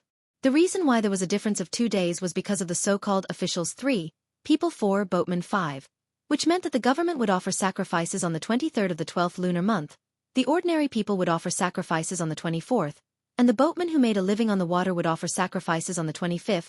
China was a world of agricultural culture, and the people loved the soil. Therefore, people who made a living on the water seemed to be a group of non-mainstream people at that time. Therefore, the saying that the Little New Year would be celebrated on the 25th was not widespread. It was generally celebrated on the 23rd and the 24th. Most of the cultivators in the ancient cultivation world were officials. In the Han Dynasty, the 5 pecks of rice sect was popular in Sichuan and Shu. The local ruler, Zhang Lu, was even the leader of the 5 pecks of rice sect, the grandson of Zhang Daoling, the founder of Taoism. The celestial master Taoism in the Wei, Jin, and northern and southern dynasties, and the Loguan Taoism in the Tang dynasty were all major cultivation sects that had been recognized by the emperor and the government. The leader or head of these sects all had very high official positions. Among them, the founders of the Taoist assembly in the Tang dynasty, Great Zhenren Luo Gongyuan, Yi Fashion, and others were all high officials and rich salaries. Among them, Yi Fashion was even conferred the title of Honglu Minister and Duke of Yu during the period of Emperor Ruizong of the Tang dynasty. In the Song, Yuan, and Ming dynasties, the cultivation world had entered the heyday of China's 2,000-year feudal history. The leader of Zhengyi school was conferred the title of Great Zhenren by the emperor of the Song dynasty many times and was given the title of Celestial Master. He had the power to suggest the appointment and dismissal of Taoist affairs management officials and Taoist temple managers in Jiangnan, and to propose to the emperor the funding and staffing of new Taoist temples. He even had the power to directly issue diplomas. This power had only been possessed by the government since ancient times, which also meant that in this period, the cultivation world had officially become a bureaucratic class. In the Yuan dynasty, with the support of Genghis Khan and Kublai, the Chuanjin sect rose. Qiu Chuji and his disciples even held more power than the leader of Zhengyi school in the past. This situation did not fade until the death of Emperor Jiajing of the Ming dynasty and the succession of Emperor Wanli. Therefore, although the cultivation world had almost been forgotten, they still followed the tradition of celebrating the Small New Year on the 23rd, which was the day when the government celebrated the Small New Year. There were 2 traditions during the Small New Year. One was to sweep the new year, and the other was to offer sacrifices to the kitchen god. As the name suggested, sweeping the new year was to clean the whole family before the end of the year. As for offering sacrifices to the kitchen god, it was easier to understand. It was an activity held to worship the kitchen god. The day before the 23rd of the 12th lunar month, Li Yundong transferred the last batch of little foxes who had stayed at Desanxian to guard their posts back. The next day, they got up early. From him to Su Chan, Zi Yuan, Zhou Qin, Lin Miao, Chao Yi Lu Yuahong, and the little foxes of the Fox Zen school, they all rolled up their sleeves and got busy at home. Although they were all cultivators with high or low cultivation quotients, it was reasonable to say that cleaning was a very common thing. However, they all did it very seriously, without the slightest neglect. The little foxes all rolled up their sleeves, revealing their arms that were like snow lotuses, and carefully wiped the glass and the floor. As the leader of the sect, Li Yundong naturally set an example. He held a broom and didn't use any spiritual power or magic. He lay on the floor and wiped the dust under the bed. Behind him, Su Chan followed like a little tail. She held a dustpan in her hand and pointed behind him with a smile. Here, there's dust. Li Yundong listened to her talking energetically behind him. It was even more lively than what he was doing. He couldn't help but turn around and say with a smile, "Hey, where's the dust? Why can't I see it?" Su Chan pointed to the corner with a smile. "Over there, you can only see it from my angle." Li Yundong smiled and handed the dusty broom to her nose. "Only you can see it? Well, you can sweep it." Su Chan immediately covered her nose with her hand and said with a smile, "It's so dirty. Take it away. It was you who said not to let me sweep it. Why are you regretting it now?" Li Yundong snorted and said, "I didn't ask you to idle around and command me." Su Chan giggled. Just as she was about to speak, she heard a knock on the door behind them. They turned around and saw that Zi Yuan was wrapped in a purple silk scarf, which was obviously used to cover up the dust. At her level of cultivation, once her zhanqi was surging, it would really be impossible for a drop of rain to get close to her and a speck of dust to stain her. However, the tradition of sweeping the new year could not be done with zhanqi. Otherwise, in the past, it would have been considered a crime of great disrespect. Zi Yuan knocked on the open door with her finger, and with her other hand, she gently pulled down the scarf on her head. The black hair on her head also fell down like a waterfall. She shook her head slightly and shook her beautiful hair, as if she wanted to shake off the dust on her head. At this moment, the fairy who used to walk in the clouds seemed to have fallen into the mortal world and become a housewife. Li Yundong and Su Chan looked at each other and smiled. Li Yundong asked with a smile, "What's wrong?" Zi Yuan smiled and said, "Everyone is almost done cleaning up and preparing to sacrifice to the kitchen stove. You can only do this alone. We will hide away." Zi Yuan was a cautious and prudent person and rarely joked with others. Her words were quite playful. Li Yundong immediately laughed and shook his head like a rattle. He knew that the traditional custom of sacrificing to the kitchen stove in ancient times was that women could not participate. As the saying went, men did not worship the moon, and women did not worship the kitchen stove. Worshipping the moon referred to the 7th day of the 7th month, when the cowherd and the weaver girl met in the Milky Way.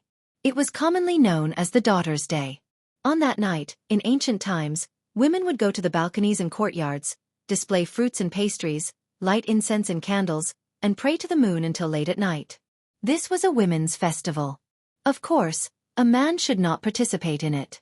The fact that women did not worship the kitchen stove showed the strong feudal custom of men were superior to women, and men were superior to women. In the Tang dynasty, Duan Chengshi wrote Yuyangzi Nuogeo Ji. It said that the kitchen god was named Yu and looked like a beautiful woman. It meant that the kitchen god was a handsome man who was as handsome as a beautiful woman.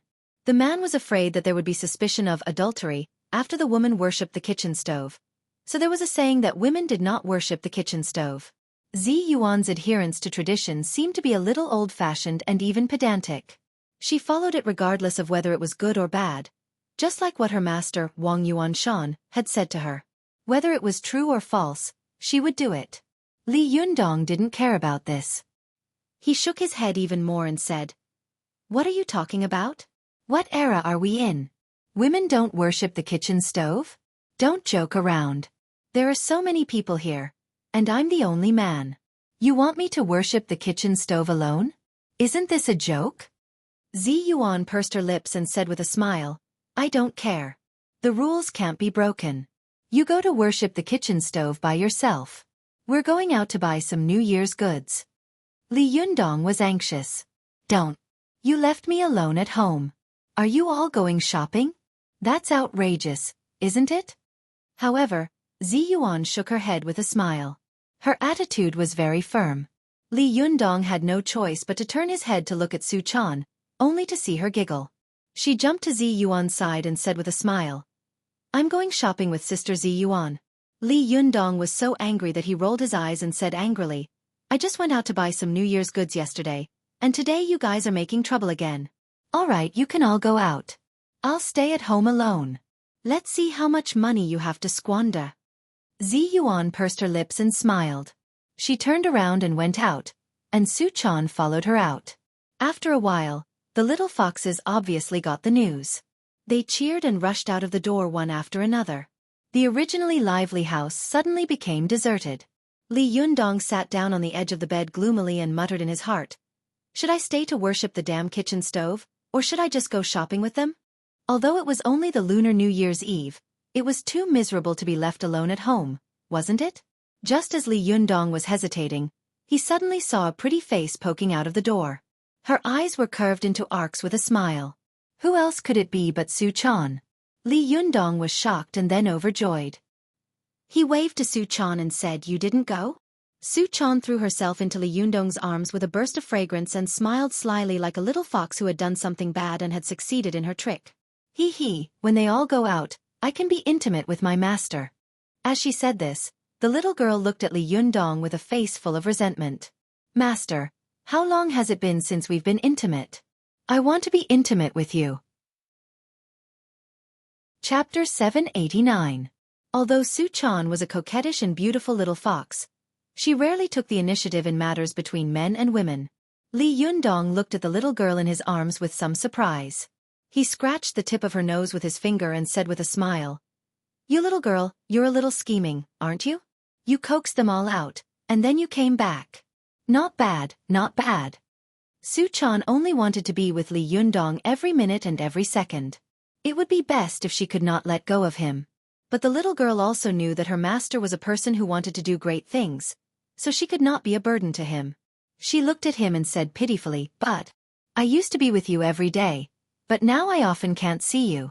Sometimes I can only see you for a few days, and then you disappear again after a few words. I feel sad." Li Yundong's words made Su Chan look at Su Chan, and she said pitifully, "But I used to be with you every day, but now I can't see you." No matter how reasonable and broad-minded the little girl was, seeing that there were more and more beautiful women around Li Yundong, although Li Yundong was a gentleman and could still control himself, it was absolutely impossible for her not to have any thoughts in her heart. There was no such stupid woman in the world, and even if there was, it would definitely not be Su Chan. However, after all, many of them were Li Yundong's fellow disciples. Zi Yuan was Li Yundong's confidant who was both a teacher and a friend. She also took care of Su Chan a lot. Zhou Qin was Li Yundong's friend, classmate, and eldest disciple. Lin Miao was also Li Yundong's disciple. Even Feng Na, Cheng Cheng, and the others were also Li Yundong's friends and helpers in his business. These people were all beautiful women. It was true that Li Yundong was fated to have a peach blossom. Sometimes, just looking at such a room full of beautiful women made Su Chan feel a headache for Li Yundong. It was fine if there were more and more women, but the time she spent with Li Yundong was getting shorter and shorter, which made Su Chan really depressed. Therefore the little girl came up with such a drastic idea. Early in the morning, she secretly encouraged Zi Yuan with the saying that women do not sacrifice themselves to the kitchen stove, and then played a back thrust. Li Yundong saw that the little girl was speaking pitifully, but the corners of her eyes were full of slyness and pride. He couldn't help laughing and said, "You little girl, do you feel very proud after deceiving so many people?" The pitiful expression on Su Chan's face suddenly disappeared and was replaced by a triumphant expression. She said with a smile, "It's fine if it's others, but it's really rare to be able to deceive Sister Zi Yuan." Li Yundong laughed and said, "Really? From what I see, Zi Yuan is giving in to you. How could she not see through your little scheme? Didn't you see her smiling without saying a word?" Although this girl was a bit stubborn, she wasn't a stubborn person. Besides, wasn't it just women not sacrificing to the kitchen stove? Wouldn't it be fine if she didn't participate in the ceremony? Why did he have to run? "I'm catering to you." Su Chan opened her mouth. She thought for a moment and felt that what Li Yundong had said was reasonable, but she was still a little unconvinced. She said, "Really? When Sister Ziyuan comes back, I'll ask her." Li Yundong said with a smile, "Don't ask. With her personality, even if she sees through it, she won't point it out, let alone say it. Moreover, there must be others who have seen through your thoughts. Do you believe me?" Su Chan snorted and said, "I don't believe it. No one else is so smart." As soon as she finished speaking, she heard the sound of the door outside. After a while, there was the sound of hurried footsteps coming upstairs. A figure quickly passed by Li Yundong's door, but as soon as it passed, the person suddenly poked his head out of the door and said with a surprised expression, "Su Chan, why are you back?" As soon as Su Chan saw this person, she became angry. "Ling Yu, why are you back?" A meaningful smile flashed across Ling Yu's eyes. She giggled and said, "I forgot to take my wallet, so I came back to get it." As she said this, she winked at Su Chan, as if she didn't know what to say. Seeing that Ling Yu had ruined her plan, Su Chan was so angry that she wanted to bite this damned girl. She puffed up her cheeks angrily and ground her gums. She gritted her teeth and said, "That be asterisk starred, she has never used a wallet. She puts all her money directly in her pocket. Does she think I don't know?" While she was losing her temper in a low voice, she saw Ling Yu sweep past the door like a gust of wind. After that, she leaned back and poked her beautiful head out of the door. She said with a smile, "Su Chan, have fun with the leader. I'll go out first." As she said this, she retracted her head, but as soon as she retracted it, she quickly poked it out again and said with a sneaky smile, "Don't worry, I won't tell anyone else." This last sentence made Su Chan so angry that she stamped her feet. Li Yundong, who was beside her, looked at her with an expression that said, "Look, what did I just say?" He had a strange expression on his face. After stamping her feet for a while, Su Chan finally lowered her head dejectedly. Her small mouth was pouting high, and her face was full of resentment. Her eyes were full of unconcealable loss and disappointment. Li Yundong couldn't bear to see her like this, so he hugged the little girl and said softly with a smile, "Well, silly girl, don't worry about what they think. As long as you're happy." The little girl shook her head bitterly and said in a low voice, "No, I can't let them gossip behind my back. I'd better go shopping with them." Li Yundong smiled and said, "Don't be silly. They can probably guess that you will sneak back halfway. Besides, you are my real girlfriend. What can they gossip about?" The little girl still just shook her head, as if her little self-esteem had been hurt, and her face was sad. Seeing that he couldn't persuade her, Li Yundong had to settle for the next best thing. He said, "Well, you go. I'll go with you, okay?" The little girl wanted to stay alone with Li Yundong. If they went together, there would be no chance for them to talk intimately. However, the little girl didn't say what she was thinking. She forced a smile and said, "Okay, let's go together." The little girl didn't say anything, but Li Yundong could see it. He looked into her eyes and suddenly laughed. "Forget it, I won't go. If you're not happy, I'll go." Su Chan quickly raised her head and said, "No, no." She was about to argue, but she heard Li Yundong whisper in her ear, "Silly girl, you sneaked into my room at night." When Su Chan heard this, she was stunned for a moment, but then she smiled and nodded her head like a chick pecking rice. She smiled without a nose or eyes, stretched out her little finger, and giggled. "Don't go back on your word." Li Yundong laughed and crooked his finger at the little girl, saying, "Okay, I won't go back on my word." Only then did the little girl completely change from worry to joy. She bounced out of the door after Ling Yu's figure. The group of beautiful women wandered around outside for almost a day. After Li Yundong worshipped the kitchen god at home, they had a sumptuous dinner together. After dinner, everyone went back to their own rooms to cultivate. The little girl waited impatiently until it was dark. When most of the people went to bed, she carefully and quietly left the door like a thief. She came to Li Yundong's room and gently pushed the door open, only to see that it was unlocked. Obviously, Li Yundong was waiting for her. She was delighted and took a look inside. Sure enough, she saw Li Yundong sitting cross-legged on the bed, looking at her with a smile. Li Yundong's gaze made Su Chan feel a little hot all over, and her cheeks turned red. However, she quickly got into the room and locked the door. Immediately, she climbed onto the bed and threw herself into Li Yundong's arms like a swallow flying into the forest. She raised her jade-like face, pouted her rosy pink lips, and whispered, Let's have a kiss first. Li Yundong held Su Chan in his arms, lowered his head fiercely, and kissed the little girl's red lips hard. The sound of his kiss startled Su Chan. The little girl looked around with a guilty look, as if she was afraid that the people in the next room could hear them. Seeing her like this, Li Yundong immediately laughed and said, "What are you doing? Are you afraid that others will know that you're being intimate with your man?" Su Chan's face turned red, and she giggled. "You're so shameless. You're not my man yet." Li Yundong wrapped his arms around Su Chan's slender waist and kissed her snow-white neck intimately. "Then tonight, I'll make you my woman, and you'll make me your man," he said. "What do you say?" Su Chan's body went soft when she heard this, and her lower abdomen felt hot. She covered her face with her hands and said shyly, "No." Li Yundong pretended to be angry. "Why not? Then what are you doing here tonight?"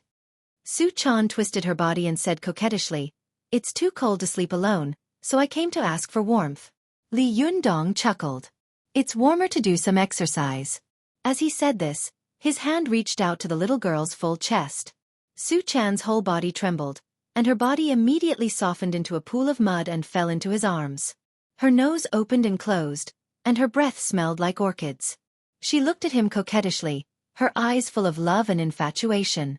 In the eyes of the little girl, she could give everything to the man in front of her. There was nothing to hesitate about. But even so, the little girl still reached out and grabbed Li Yundong's hand. "No, not today," she said, panting.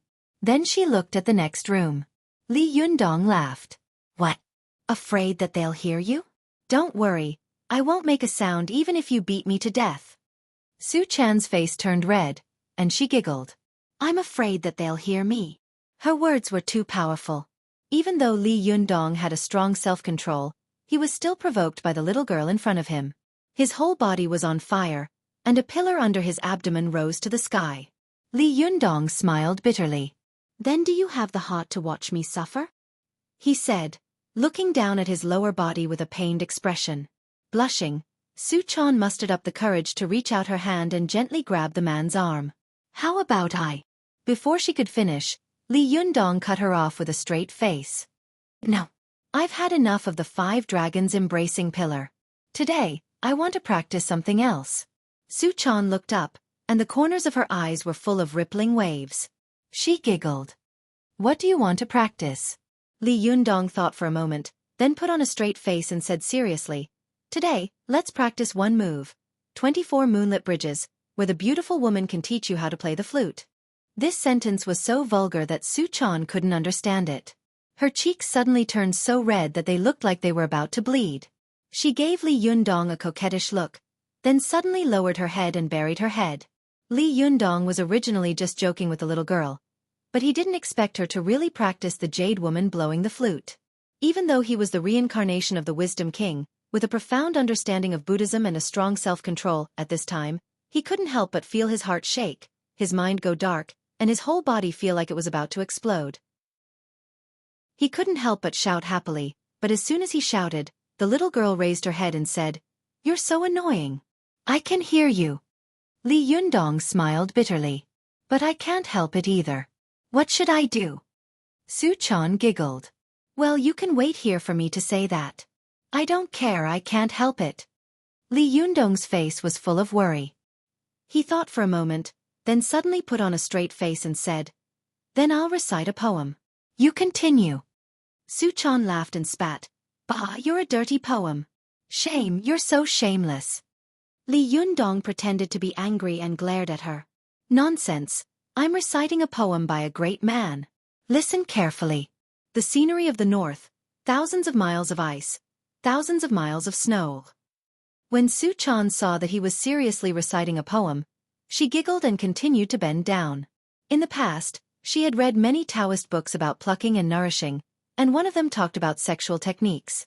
She had thought that it was dirty and disgusting, but today, she felt that it was not dirty at all to please her sweetheart. Instead, she felt very happy. There was nothing better than this between a man and a woman. Li Yundong recited the poem seriously. At first, it was serious, but later, the poem carried forward his good tradition of tampering with famous lines and became a downright dirty poem. Su Chan only heard Li Yundong reciting, "There are so many beauties in the world, attracting countless heroes to bow down.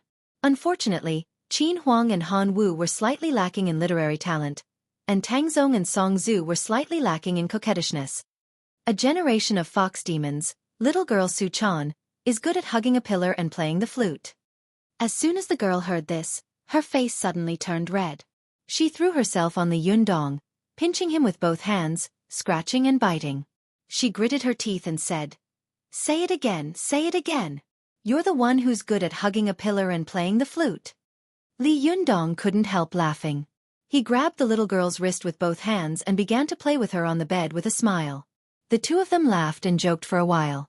Su Chan pouted and refused to be the fox demon of this generation anymore. Li Yundong had no choice but to coax her in a low voice. "All right, I was wrong. Can't I make amends for my sins? Stop it. The night is long. Do you want to waste it like this?" Su Chan was not really angry. She snorted angrily and said concisely, "Sleep." Li Yundong was shocked. So many distinguished men are all sleeping? Seeing that Li Yundong had tampered with the poem again, Su Chan finally couldn't help but burst into laughter. She suddenly thought of Li Yundong's classic lines, "If two lovers love each other for a long time, why do they sleep on the bed?" And the line, "What is love in the world? It makes people take off their clothes and pants." Thinking of this, the girl recalled all the bits and pieces of the two of them together, and her heart couldn't help but be moved. She raised her head, her eyes like silk, and said charmingly, "Master, if you don't sleep, what will you do all night?" Li Yundong coughed dryly, his expression changed, and he waved his hand and said, "Isn't it simple? All of them are gone. Even the most distinguished men are playing all night." Chapter 790. The next day, Su Chan snuck out of Li Yundong's room as if she were a thief. As soon as she stepped out of the room, she saw Little Fox, who had already woken up early and was practicing qi in the living room. Little Fox was already out of bed. When the little foxes in the living room heard the noise, they all turned around and looked at Su Chan with meaningful smiles. Their smiles made Su Chan's hair stand on end. She glared at the little foxes and raised her fists to show off. Her fierce eyes seemed to be saying, "What are you looking at?" The little foxes giggled, turned their heads, and closed their eyes again to meditate. Seeing that she had scared them, Su Chan breathed a sigh of relief and sneaked back to her room. However, as soon as she turned her head, she saw Xueqi standing in front of her. The little girl was startled and asked guiltily, "Sister Xueqi, why are you up so early?" Xueqi didn't seem to know where Su Chan had come from. She smiled and said, "Didn't you get up earlier?" Su Chan blushed and stammered, "I." Xueqi smiled and said, "Master, are you up yet?" At this time, Li Yundong, who was in the room, also heard Xueqi's voice and shouted, "Xueqi, what's the matter?" Su Chan felt as if she had been pardoned and quickly said, "You go talk to Yundong. I'll go back first." As she said this, she slipped away from Xueqi. But as soon as she entered the room and threw herself on the bed, the little girl found something wrong. Strange, why did I feel like I was having an affair with Yundong when I was so intimate with him? Why did I feel like I was caught in bed just now? It's so strange. Su Chan couldn't help scratching her head with both hands and rubbing her hair. She was a little depressed and said in a low voice, "I hate it. I don't like this feeling. Really." At this time, when Xueqi saw Su Chan enter the room, her eyes quickly flashed with sadness, but it was only for a moment. Soon, she calmed down, opened the door, and entered Li Yundong's room. Li Yundong was sitting cross-legged on the edge of the bed and looking at Xueqi with a smile. "It's so early. What's the matter?" Xueqi turned around and closed the door. After thinking for a moment, she said softly, "Master, didn't you say that you would go to Desangxian early in the morning? Have you forgotten?" Li Yundong smiled and said, "How could I forget? But isn't it too early now? It's only 6 o'clock, right?" Xueqi smiled. "But we still have to write couplets. You want to steam flour buns." Li Yundong nodded and said, "That's right. You seem to be very busy today." Xueqi pursed her lips slightly and smiled. "Well, that's right. But, Master, can I ask, Ziyuan's 2 magic treasures, when can they be repaired?" Li Yundong looked at her strangely. "Why do you suddenly ask about this?" Xueqi bit her lip gently and said, There are many parts of the secret method of patching heaven that I don't understand, and the method of repairing powerful magical weapons described in it is too difficult. I'm afraid that you won't have time to repair it before the next inauguration ceremony. Moreover, I don't know how Xueqi is doing now. Aren't you afraid that she will suddenly become a mystical silver fox and you won't even have time to save her? When it came to Zi Yuan and Xueqi, the smile on Li Yundong's face faded slightly. He said, "You don't have to worry. When I saw Xueqi last time, she was still in a stable state of mind. She should be fine. Moreover, it's useless for us to be anxious now, because there are two ways to repair powerful magical weapons. One is to use all kinds of materials to forcibly repair powerful magical weapons. This method takes too long, and where can we find the materials? Who knows what materials these two powerful magical weapons were made of?" Xueqi asked. "What about the other way?" Li Yundong smiled and said, "How do you read? How could you forget the two important sentences in the secret method of patching heaven? Although it is said that the way of heaven is to destroy excess and make up for deficiency, the way of man is to destroy deficiency and make up for excess. But if you want to repair powerful magical weapons, you have to use the way of human beings to make up for excess. Think about it, when will God lose his own power, and we can use this part of power to strengthen ourselves and realize giving surplus?" Xueqi understood immediately, and her eyes lit up. "I understand. It's the thunder retribution." Li Yundong nodded with a smile. "That's right. Only during the thunder retribution can we use the power of God to repair this powerful magical weapon. Otherwise, it will be as difficult as ascending to heaven with human strength." Xueqi thought for a moment, but soon a puzzled look appeared on her face. "Since it's so difficult to repair powerful magical weapons, why did Yu Qing help me so readily?" This question stumped Li Yundong. He was obviously stunned. He pondered for a moment and thought to himself, could it be that Yu Qing was just being polite before? Or could it be that the method of repairing powerful magical weapons is not completely recorded in the secret method of patching heaven? Li Yundong thought for a moment, raised his head, and said, "Let's put this matter aside first. The matter of repairing powerful magical weapons can't be rushed. Help me contact Xueqi and see if she's free. If she's free, ask her to come to us. By the way, wait a minute. Call Lu Feier and ask her to contact Xueqi. Don't contact her. It's best to let her stay here until the thunder retribution comes." Xueqi answered readily and turned to go out the door. But as soon as she went out, she thought of something and turned back with a sly and mischievous look in her eyes. She pursed her lips and said with a smile, "Master, you have to write the Spring Festival couplets by yourself today." Li Yundong was shocked. "I'll write it? Are you sure you didn't make a mistake? Can you show me my handwriting?" Xueqi covered her mouth and said with a smile, "I don't care. You are the leader and the chairman of Desanxian. If you don't write it yourself, it won't make sense, will it?" Li Yundong scolded her with a smile. "Nonsense. It's just a small tea house. How can it be the chairman? Aren't you afraid of being laughed at?" Xueqi smiled and said, "It's small now, but it's not necessarily the case in the future. It's definitely right to set up the rules early." Li Yundong just shook his head and refused to write by himself no matter what. "Forget it, you guys set up your own rules. I will never write this word. Otherwise, if people see my handwriting, they will laugh themselves to death. Next time I fight with someone, I won't do anything. If I write a word in front of him, he will laugh himself to death." Xueqi couldn't help laughing, and her shoulders trembled. "Master, if you don't write Spring Festival couplets, you have to help us think about what to write, right?" Li Yundong sighed and said, "No way, do I have to think about this? Really, don't you know that I'm very busy?" Xueqi rolled her eyes and suddenly said, "Are you busy playing all night?" Li Yundong was about to get out of bed. When he heard this, he almost fell to the ground. He widened his eyes and deliberately stared at Xueqi with a straight face. "It's not a good habit to eavesdrop." Xueqi pretended to be surprised and said, "What do you mean by eavesdropping? Master, what are you talking about?" Li Yundong saw that her appearance didn't seem to be fake and couldn't help but be stunned. He thought to himself, isn't it? Is she just saying it casually? Li Yundong didn't want to continue this topic, so he waved his hand and said, Okay, I got it. I'll think about the couplets later. You can go and do your work. Xueqi pursed her lips and smiled. Okay, then I'm leaving.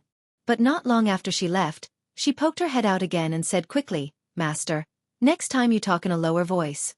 After that, she giggled and quickly ran away. Li Yundong was so angry that he almost laughed. This evil disciple, if he didn't beat her for 3 days, she would tear the tiles off her roof. After more than an hour, Zi Yuan, Su Chan, Ruan Hongling, Zhou Qin, and the others gathered in the living room and were discussing what to write next.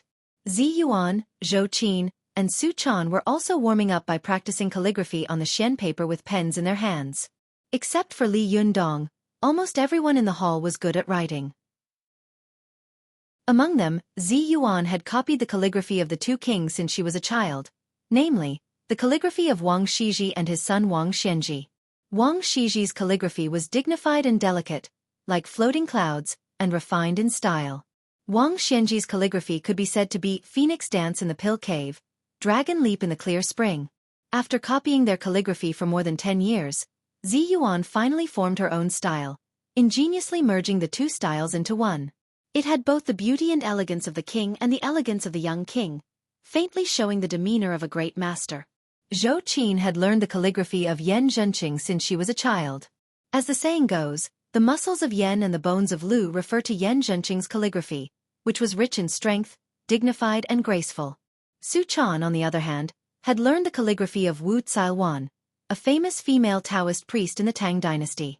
Her regular script was magnificent and beautiful, and her pen was smooth. Although it could not be compared with the bearing of a great master like Zi Yuan, nor could it be compared with the solemn atmosphere of Zhou Qin's calligraphy, it revealed a different kind of feminine and charming beauty. When Li Yundong came down the stairs, he saw Ruan Hongling, Lin Miao, and the big and small foxes of the Fox Zen school watching the 3 of them write seriously at the dining table in the living room. He walked over quietly and watched them quietly write. He seemed to understand something in his heart. As the saying goes, calligraphy is like a person. From a person's handwriting, a person's character can be analyzed, and even their future achievements and fate can be inferred. Although Zi Yuan's calligraphy was of an extremely high realm and was elegant and otherworldly, her calligraphy was extremely particular about style, showing that she was a person who followed the rules and attached importance to rules and tradition. Although Zhou Qin's calligraphy was dignified and elegant, the sharpness between the strokes was revealing a competitive spirit of entering the world. Su Chan's calligraphy was playful and lively. She did not pay attention to style, nor did she have the slightest sharpness. The strokes between the strokes were as smooth as jade. It was obvious that she was free to write whatever she wanted. Li Yundong looked at the 3 completely different women, and his heart suddenly moved. He thought to himself, this Desanxian is really suitable. Aren't they just an ethereal fairy, a worldly fairy, and a naughty fox fairy? Li Yundong couldn't help laughing. Good calligraphy. Good calligraphy. In the future, the Desanxian will hang your calligraphy everywhere. It will definitely be a treasure in the future. Everyone looked at him with joy. As soon as Su Chan saw him, she immediately smiled and subconsciously wanted to pounce on him to act coquettishly. However, she remembered the embarrassing things that had happened between them yesterday and stopped for a moment. Her cheeks were flushed, and she lowered her head to write to hide her shyness. Zi Yuan smiled at Li Yundong and said, "You're here? We're all waiting for your Spring Festival couplets." Li Yundong clapped his hands and said, "Okay, as long as you don't let me write, I can do whatever you want me to." Spring Festival couplets, right? Listen carefully. The first couplet is, "Next spring will be very unlucky." The second couplet is, "Bad luck all year round, less wealth." As soon as he said the couplet, everyone burst out laughing. Even a foreign girl like Lin Miao was amused. She also knew that this was not an auspicious couplet. It was clearly a curse for her own bad business. Zhou Qin smiled and said, "Master, no one curses themselves like that, right?" Zi Yuan smiled and didn't say anything. She quickly wrote these 2 sentences on 2 pieces of red paper. Su Chan couldn't help but stare at her and say, "Sister Zi Yuan, are you really going to write this? You don't really want to hang up this couplet, do you?" Zi Yuan smiled and said, "You've all been fooled. Li Yundong is very cunning." Li Yundong laughed and said, "My parents gave birth to me, and Zi Yuan knows me well. Look carefully." As he said this, he followed the 2 rows of couplets written by Zi Yuan, pointed at the words with his fingers, and read them again word by word. The first couplet is, "Next spring will be very good, and there will be no bad luck." The second couplet is, "Less bad luck all year round, more wealth." Everyone immediately laughed and cheered. Xueqi smiled and said, "So that's how it is. But this couplet is not festive enough, and it doesn't highlight the characteristics of our tea house. No, I have to think of another one." Everyone also clamored and said, "Yes, yes, think of another one." Li Yundong thought for a moment, then clapped his hands and said with a smile, "Yes, listen to this. The sparrow's tongue has not been rained in March, and the dragon bud has been lit in spring." The sparrow's tongue was a kind of tea, and the dragon bud was also a kind of tea. This couplet not only pointed out the characteristics of the tea house's business, but it was also elegant and romantic. When everyone heard this, they all applauded.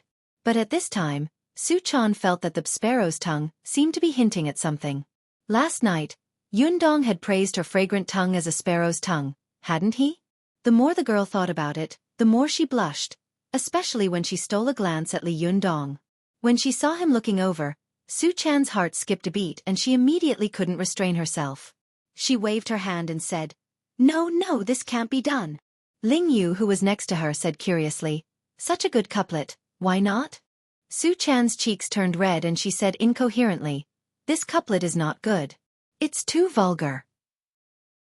His words caused everyone's praises to come to an abrupt halt. They all looked at each other in dismay, and their expressions were truly marvelous. It was a perfectly good couplet, but when Xueqi said it like that, everyone suddenly felt that there was a different meaning hidden between the lines of the couplet. Li Yundong didn't know whether to laugh or cry. He thought to himself, "My girl, you really confessed without being pressed." Chapter 791. Xueqi soon realized that she had spoken too quickly and said something wrong. She blushed even more, but at this time, she could only suppress her shyness, straighten her neck, and say, "We don't have these 2 kinds of tea in our shop, so it's not good." Thanks to Xueqi's quick wit, she had come up with such a far-fetched reason. But even if it was far-fetched, it was still a reason. The crowd was also very sensible and did not continue to ask questions. What does it have to do with whether the 2 kinds of tea are obscene or not? Li Yundong also quickly took the opportunity to step down. He coughed dryly and said, "Then I'll think of another couplet." "Well, listen to this. Condense into the cloud and mist of Mount Huangshan, float out the morning dew fragrance of Jiuhua. How about this?" In this couplet, the first couplet mentioned the famous tea, Mount Huangshan Maofeng, and the second couplet mentioned the famous tea of Jiuhua, Jiuhua Yunjian. Among them, the tea of Mount Huangshan was mainly Taoist tea, while the tea of Mount Jiuhua was mostly Buddhist tea. In the upper and lower couplets, there were both famous Taoist tea and Buddhist tea. It was really profound, secretly alluding to the cultivation realm of Li Yundong, the master of Desangxian, who cultivated both Buddhism and Taoism. Most of the people present were knowledgeable. When they heard this couplet, their eyes suddenly lit up and they couldn't help but cheer loudly. Zi Yuan also nodded and said with a smile, "This couplet is good." As she said this, she picked up the brush and began to write. Xueqi pursed her lips and teased Xueqi. "Well, we have these 2 kinds of tea in our shop, don't we?" Xueqi was so embarrassed that her ears were burning, and they were so red that they seemed to be dripping blood. She stamped her feet and said, "You're so annoying. You're bullying me." Everyone laughed. Li Yundong smiled and walked to Xueqi's side, rubbed her black hair dotingly, and said with a smile, "Well, the 3 of you write a couplet each. Didn't I say 3 couplets before? 1 for each person." As he said this, Li Yundong winked at Xueqi and said, "Do you want to write that one?" Xueqi said angrily, "I won't write it, I won't write it. Whoever wants to write it can write it." After that, she covered her face and rushed to her room. Li Yundong laughed behind her. After the group of people finished writing the couplet, they went to Desangxian. Lin Miao also followed Li Yundong. Although she was an American, she knew a lot about China. She didn't know much about Chinese customs. She only felt that it was new and curious. Even though she came from a rich family, she still felt a little excited at this time, and she was looking forward. When they arrived at Desangxian, Feng Na, Cheng Cheng, and the others were already busy in the store. As soon as they saw Li Yundong, They all greeted him with a smile. Li Yundong smiled and handed 3 couplets to Feng Na, asking her to hang them at the door and inside the store for good luck. It was early in the morning, so naturally, the tea house wouldn't have any business. Most of the customers who came to drink tea would only arrive after noon. Li Yundong glanced at the busy waiters in the shop, who were stealing glances at him from time to time. To his surprise, he found that many of them looked very familiar. "By the way," he said, "I came and left in a hurry last time, so I didn't get to ask you where you hired these new waiters from. Don't tell me you hired them from school?" Feng Na laughed. "Isn't that so? You can be considered to be repaying society and supporting your alma mater. This is called keeping the goodies within the family." Li Yundong laughed and said, "I'm not that noble. This is all you're doing. I don't dare to be greedy." Feng Na laughed and said, "Without you as the stage, I would like to help my alumni, but I don't have the ability to. Don't stand on ceremony, or you'll be pretentious." Li Yundong chuckled, turned to the waiters in the shop, and said, "Don't sneak around. If you want to see it, do it openly. It's not like you haven't seen it in school before." Some of these female students were older than Li Yundong, some were his classmates, and some were his junior sisters. When they heard Li Yundong's words, they all laughed. Li Yundong's name was like thunder in their ears. Some of them had heard it so much that their ears were almost calloused. But now, they saw this legendary figure of Tiannan University, who had started his own business from scratch in his junior year. He had made such an achievement at the beginning, which was really admirable. When they saw that Li Yundong was talking and smiling as usual and approachable, they couldn't help but sigh in their hearts. But when they heard that Li Yundong promised to give each of them a red envelope after the Spring Festival, even the most reserved girls couldn't help cheering. For a moment, there was constant cheering in Desanxian. Feng Na looked at the excited red faces and couldn't help sighing. "I can't imagine that I can help so many alumni as soon as I leave school. Speaking of which, many of my classmates are envious of me." Li Yundong smiled and said, "Really? You should use your privilege as the president of the student union and call on your classmates to have tea." Feng Na laughed and scolded. "Don't you know that I've already resigned? I'm not the president of the student union for a long time. Moreover, the price of your Desanxian is so expensive. If you ask your classmates to come and have tea, aren't you cheating them?" Li Yundong clicked his tongue and said, "Do you think so badly of me? Of course, alumni will get a discount. But now that you're not the president of the student union, who will be? It can't be Yan Hua, can it?" Feng Na tilted her head and said, "Who else could it be? My position as the president of the student union was originally thanks to you. I snatched it from him. Isn't it just right to give it back to him now?" Li Yundong laughed and said, "This guy has always disliked the 2 of us. Now that the 2 people who disliked the most have left, he can be the king alone." Feng Na laughed. Just as she was about to speak, she suddenly heard a burst of laughter coming from outside. Then, a group of young men and women came in. The girl in the lead looked at the door and said with a smile, "Oh, it's open. I told you it would be open now." Feng Na looked out curiously and saw that the people were all cadres of the student union. After Feng Na became the president of the student union, she got along with them quite well. At this time when she saw them, she immediately laughed and asked, "Why are you here?" The girl in the lead smiled and said, "What? You don't welcome us? If you don't welcome us, well, we'll go home now." Feng Na quickly smiled and said, "Don't. I'm happy that you're here. Come in and sit down. By the way, look, who is this?" As she said this, she pointed to Li Yundong beside her. Although the cadres of the student union were more or less influential figures in the school, compared with Li Yundong, they were too inferior. Moreover, when they chatted on weekdays, they often mentioned this legendary figure from time to time. Now that they saw him in person, they were so excited that many of them shouted, "Li Yundong, we want to watch Master Tsong's Days of Living with a Stewardess." Li Yundong remembered the incident in the school auditorium and laughed angrily. "You guys, if you want to watch an action movie, go home. This is a tea house." Everyone laughed and entered the tea house one after another. Feng Na took the girl in the lead and said with an affectionate smile, "It's the New Year's Eve. You haven't gone back yet?" The girl smiled and said, "No, the school is going to be expanded next year." The cadres of the student union stayed behind to help. They won't go back until 2 days later. Feng Na smiled and said, "Then why aren't you busy today? Why did you come here?" The girl smiled and pointed to the door, saying, "Our president suggested it, so we came." Feng Na was stunned.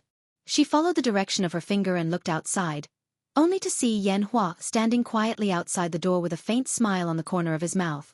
If someone hadn't told her that Yan Hua was outside the door, Feng Na would have ignored his existence. In Feng Na's impression, Yan Hua was a very domineering and conceited boy. No matter where he went, he could not wait for everyone's attention to be focused on him. His desire to show off and control was extremely strong, and he was not willing to be lonely at any time. If he was like him, where everyone greeted them enthusiastically while he quietly watched from the side, it would be absolutely inconceivable. Feng Na was stunned and couldn't help but look at Li Yundong. At this time, Li Yundong was also muttering to himself, "You can't talk about ghosts at night, but you can't talk about people during the day.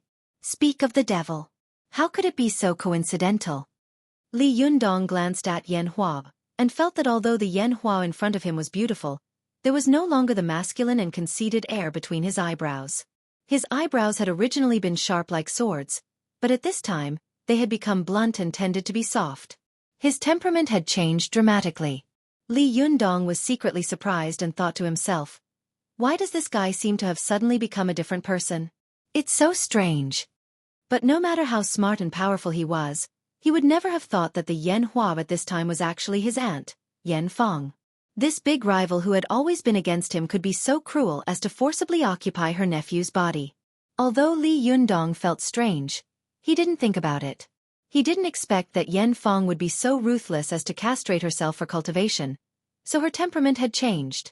Yan Feng was also betting that Li Yundong wouldn't recognize her. At this time she looked calm, but her heart was already in turmoil. She had been defeated by Li Yundong again and again before, and deep in her heart, she had a strong fear of Li Yundong. As long as Li Yundong showed the slightest intention of making a move, she would desperately take the nearest classmate and use this person as a hostage to escape from here. But this time, Yan Feng was right. Li Yundong was not an immortal. He didn't expect that she would have such an amazing change, let alone that she would appear in front of him at this time. As soon as Yan Feng saw Li Yundong's gaze, her heart was set, and then she was ecstatic. After castrating this man's 7-treasure body, her cultivation had finally advanced by leaps and bounds. Although the male root had been broken and the yang qi had been cut off from then on, Yan Hua's virgin yuan yang qi was still there before. It was this yuan yang qi that had been torturing Yan Hua to death. At this time, the male root had been broken. When she ran her qi again, there would be no distracting thoughts. This yuan yang qi perfectly merged with her virgin Xianyin qi.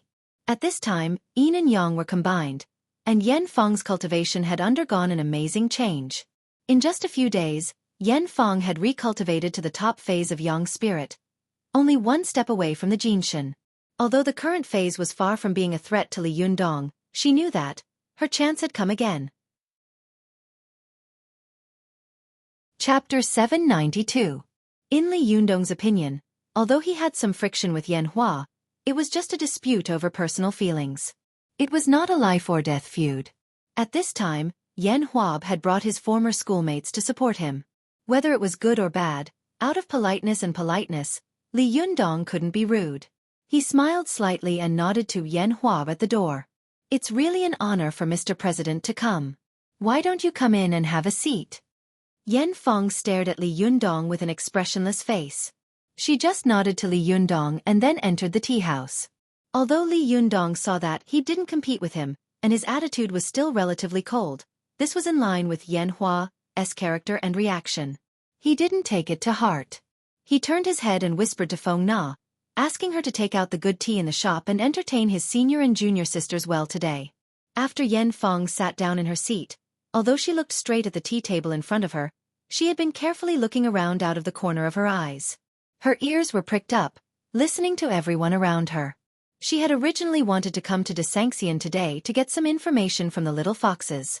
She had lurked in the Fox Zen school for 9 years, so she naturally knew that these little foxes were big mouths that couldn't keep their mouths shut. However, she hadn't expected to meet Li Yundong and the others here today, especially Zi Yuan. She knew very well what kind of person her Xueqi was. As long as she showed the slightest abnormality, Ziyuan would be able to detect it. Therefore at this time, she was highly nervous and kept a low profile. Feng Na saw Yan Hua sitting at the tea table so silently, looking down. She felt strange in her heart. Although her relationship with Yan Hua was not very good, it was not as bad as the relationship between Li Yundong and Yan Hua. Moreover, they were classmates after all, and they were both cadres of the student union. Sometimes when they met each other, they would still talk politely. Feng Na sat next to Yan Hua and said with a smile, "Yan Hua, you are so strange today. In the past, when you saw Li Yundong, you wanted to go up and bite him. Why did you not only come to support him today, but also be so polite?" Yan Feng smiled slightly. She thought about it carefully, as if she was weighing her words, and said, "After all, we were all classmates. How could there be any unspeakable hatred between us?" Feng Na laughed when she heard that. "That's right, that's the truth. It's better to squash enmity than keep it alive. Moreover, there is no great enmity between the two of you." Yan Feng smiled, but she sneered in her heart. She glanced at Li Yundong, and after a closer look, she suddenly found that Li Yundong had reached the perfect jade body realm, which meant that he had reached the peak of the Jinshin phase. Once he passed the thunder tribulation, he would be a half-immortal in the world. Cultivating to become a half-immortal in 1 year. Wasn't this too terrifying? Even Wang Chongyang and ancestor Chen Tuan weren't so exaggerated, right? Yan Feng was shocked.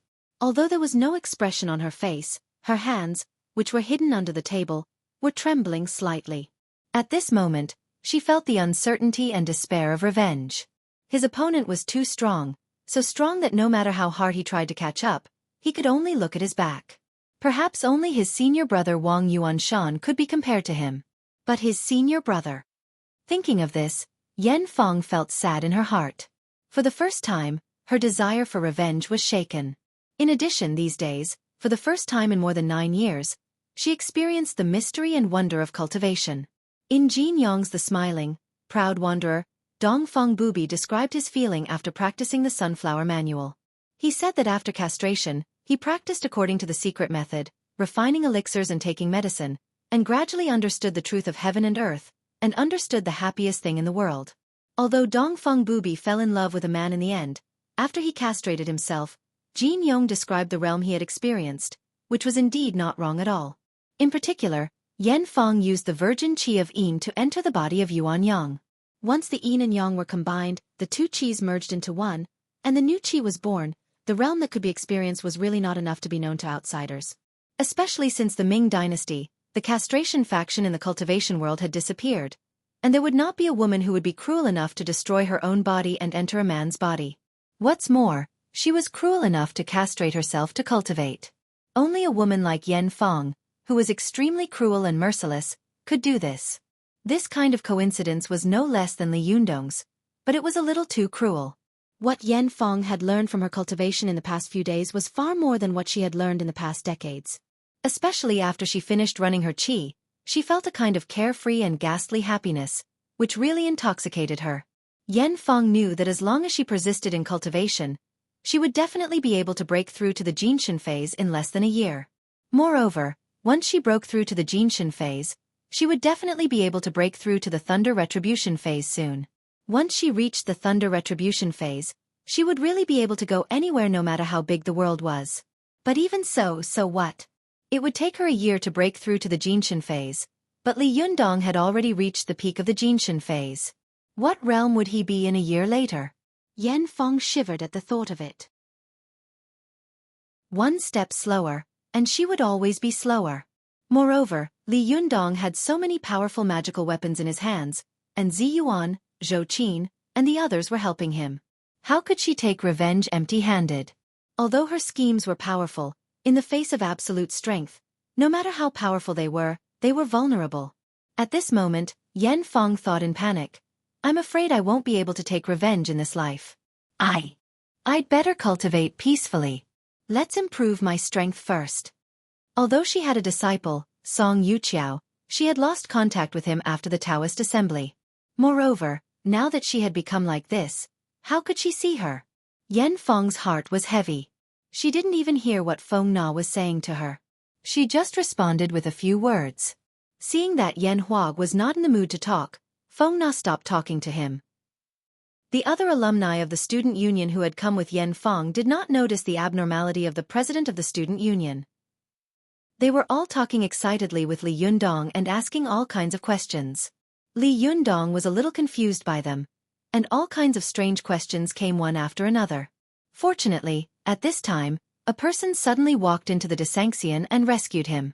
Li Yundong turned his head and saw Zhang Lufeng standing at the door, craning her neck to look into the store.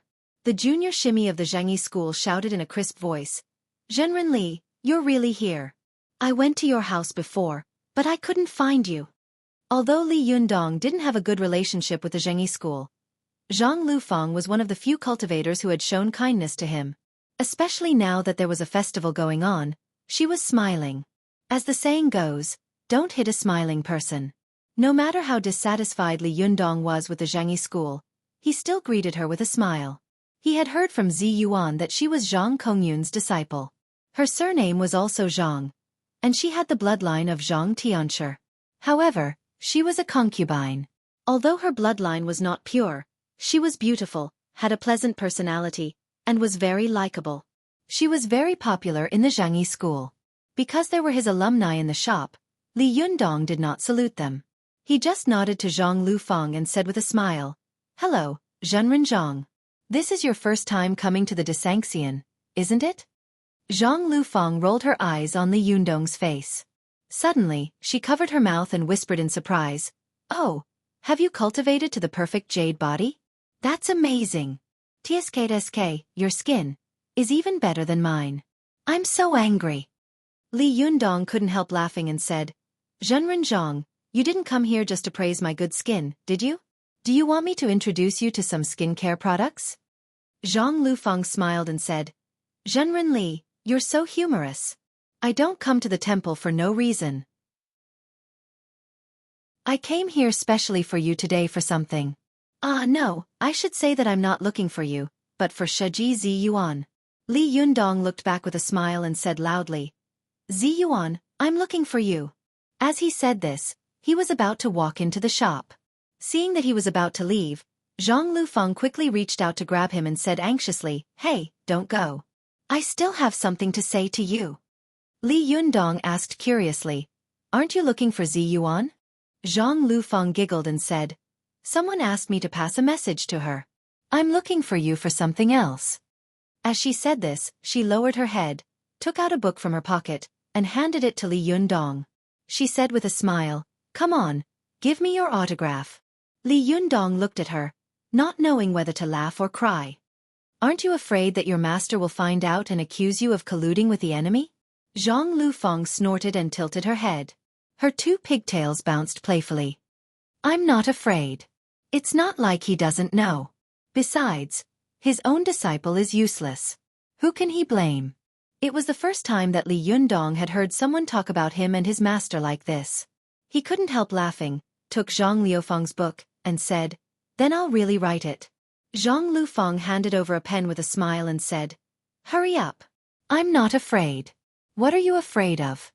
Li Yundong shook his head, took the pen, and signed two extremely ugly characters.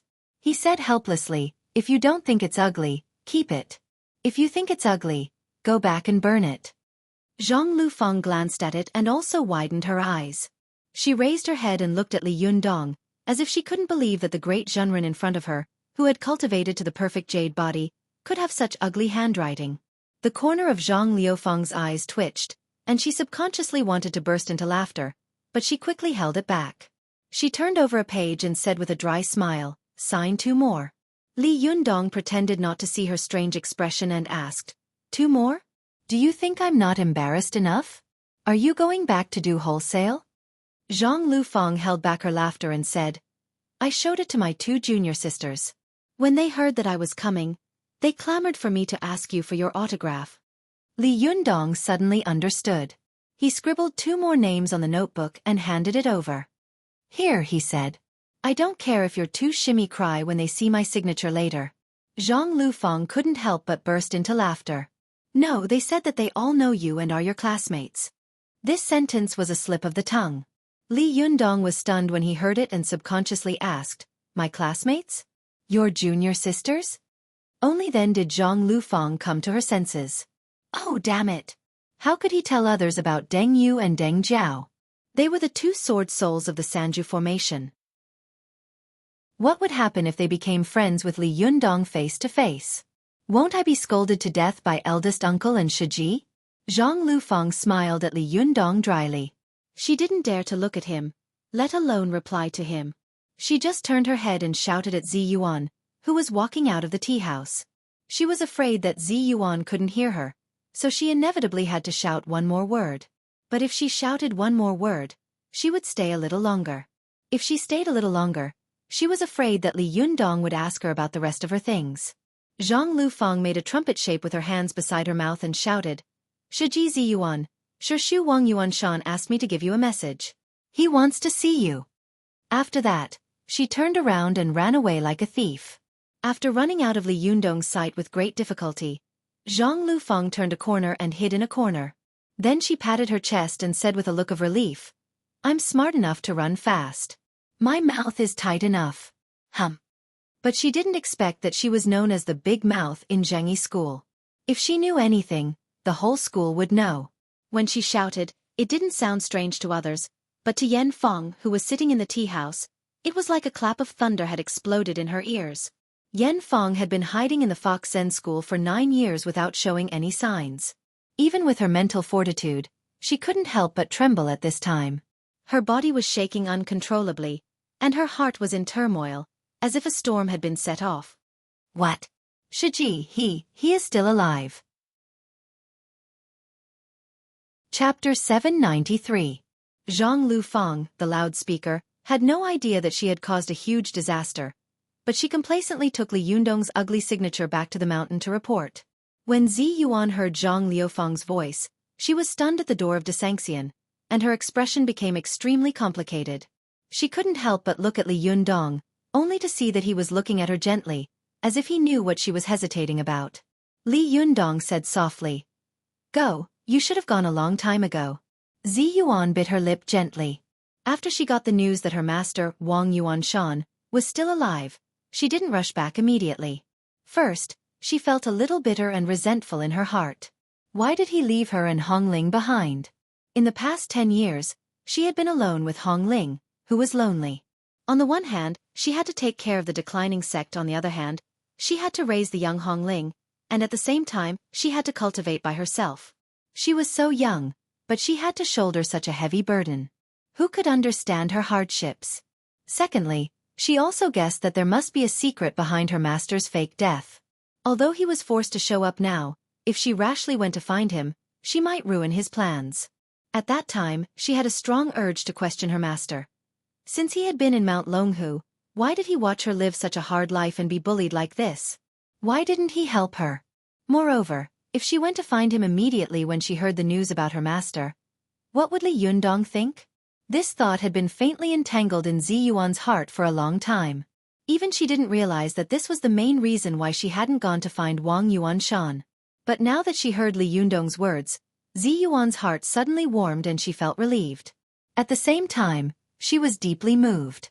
The two of them looked at each other, as if everything was silent. Zi Yuan looked at Li Yundong gratefully and nodded slightly. "Well, I'll be back soon." Li Yundong also nodded slightly and smiled. "Well, don't worry. Be careful."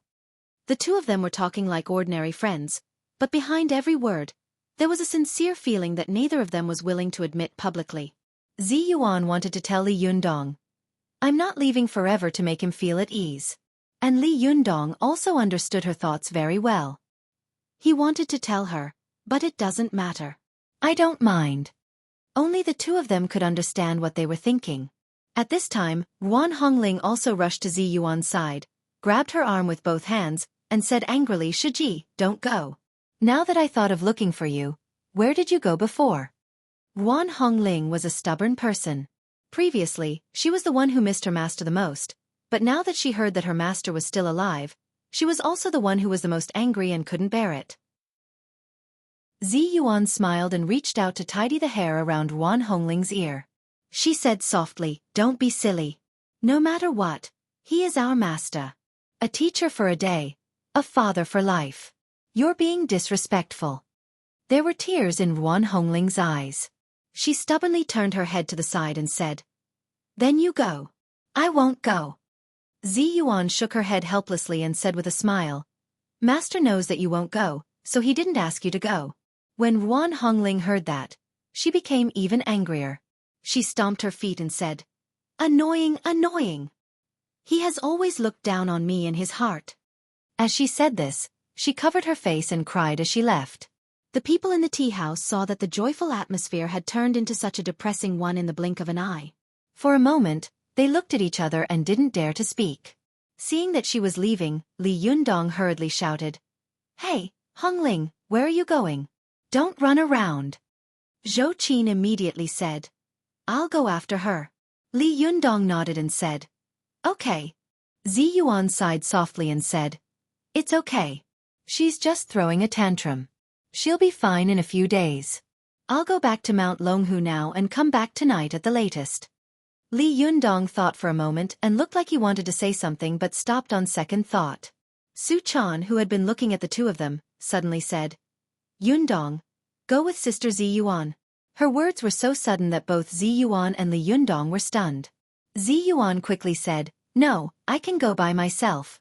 However, Su Chan shook her head and said, "Zhengyi School has done a lot of two-faced things. I'm afraid that after you go, you will be detained by them and won't be able to come back. Have you forgotten how Wang Yuanshan was caught?" Zi Yuan was suddenly terrified. She couldn't help looking at Li Yundong, only to see that he was also looking at her. The two of them looked at each other. It wasn't that Li Yundong hadn't thought of this before, but he was afraid that Su Chan would be jealous, so he was too embarrassed to say it. But now that Su Chan had taken the initiative to bring it up, Li Yundong was both moved and emotional. He reached out his hand and rubbed the little girl's hair dotingly. He said with a smile, "I didn't expect that the little girl who causes trouble all day long will also know how to think. You've grown up." Su Chan stuck out her bright red and tender tongue and said, "No, isn't this what I should do? Sister Zi Yuan usually takes good care of me." Li Yundong smiled and no longer stood on ceremony with Su Chan. He nodded to Zi Yuan and said, "Let's go. There's no time to lose. Let's go now." After that, he turned around and nodded to Feng Na and the others, then left in a hurry with Zi Yuan. Feng Na and Cheng Cheng watched him come and go in a hurry. They couldn't help but sigh and say, "Alas, it's really hard to see the dragon's tail." He just said hello and disappeared in the blink of an eye. I don't know what he's busy with all day long. Cheng Cheng blinked her eyes and said, "Hey, what do you think they were talking about before?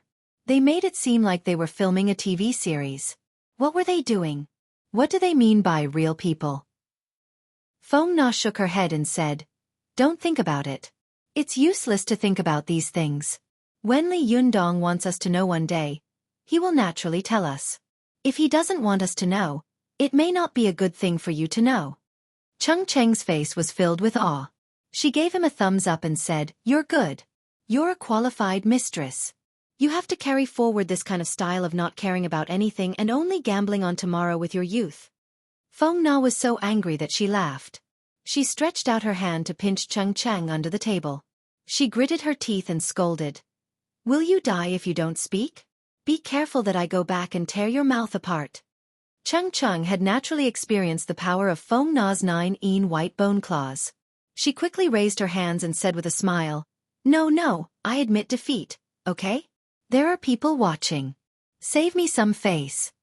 As she said this, she glanced to the side and was suddenly stunned.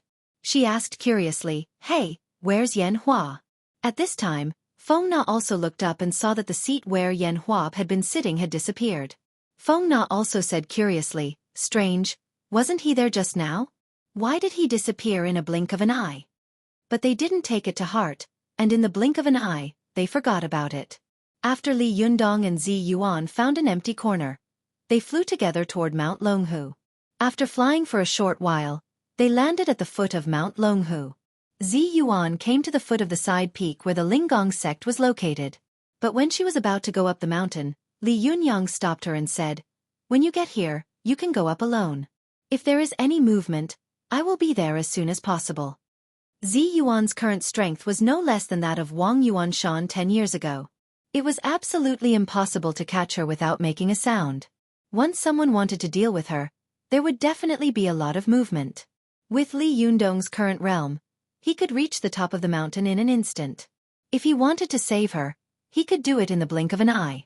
If he followed her up, he might become a laughingstock. It was better to just stay at the foot of the mountain. Zi Yuan understood what Li Yundong was thinking, so she nodded and slowly walked up the mountain. She had lived on this mountain for more than 10 years. She couldn't be more familiar with every tree and every blade of grass. She looked around at the scene that could be drawn with her eyes closed. But at this time, when she looked at it again, she suddenly felt a strange feeling, but the scenery had not changed at all. Zi Yuan couldn't help but think of the time when Hong Ling had come to find her in tears. She had gone down the mountain with her on a night when the moon was bright and the stars were sparse.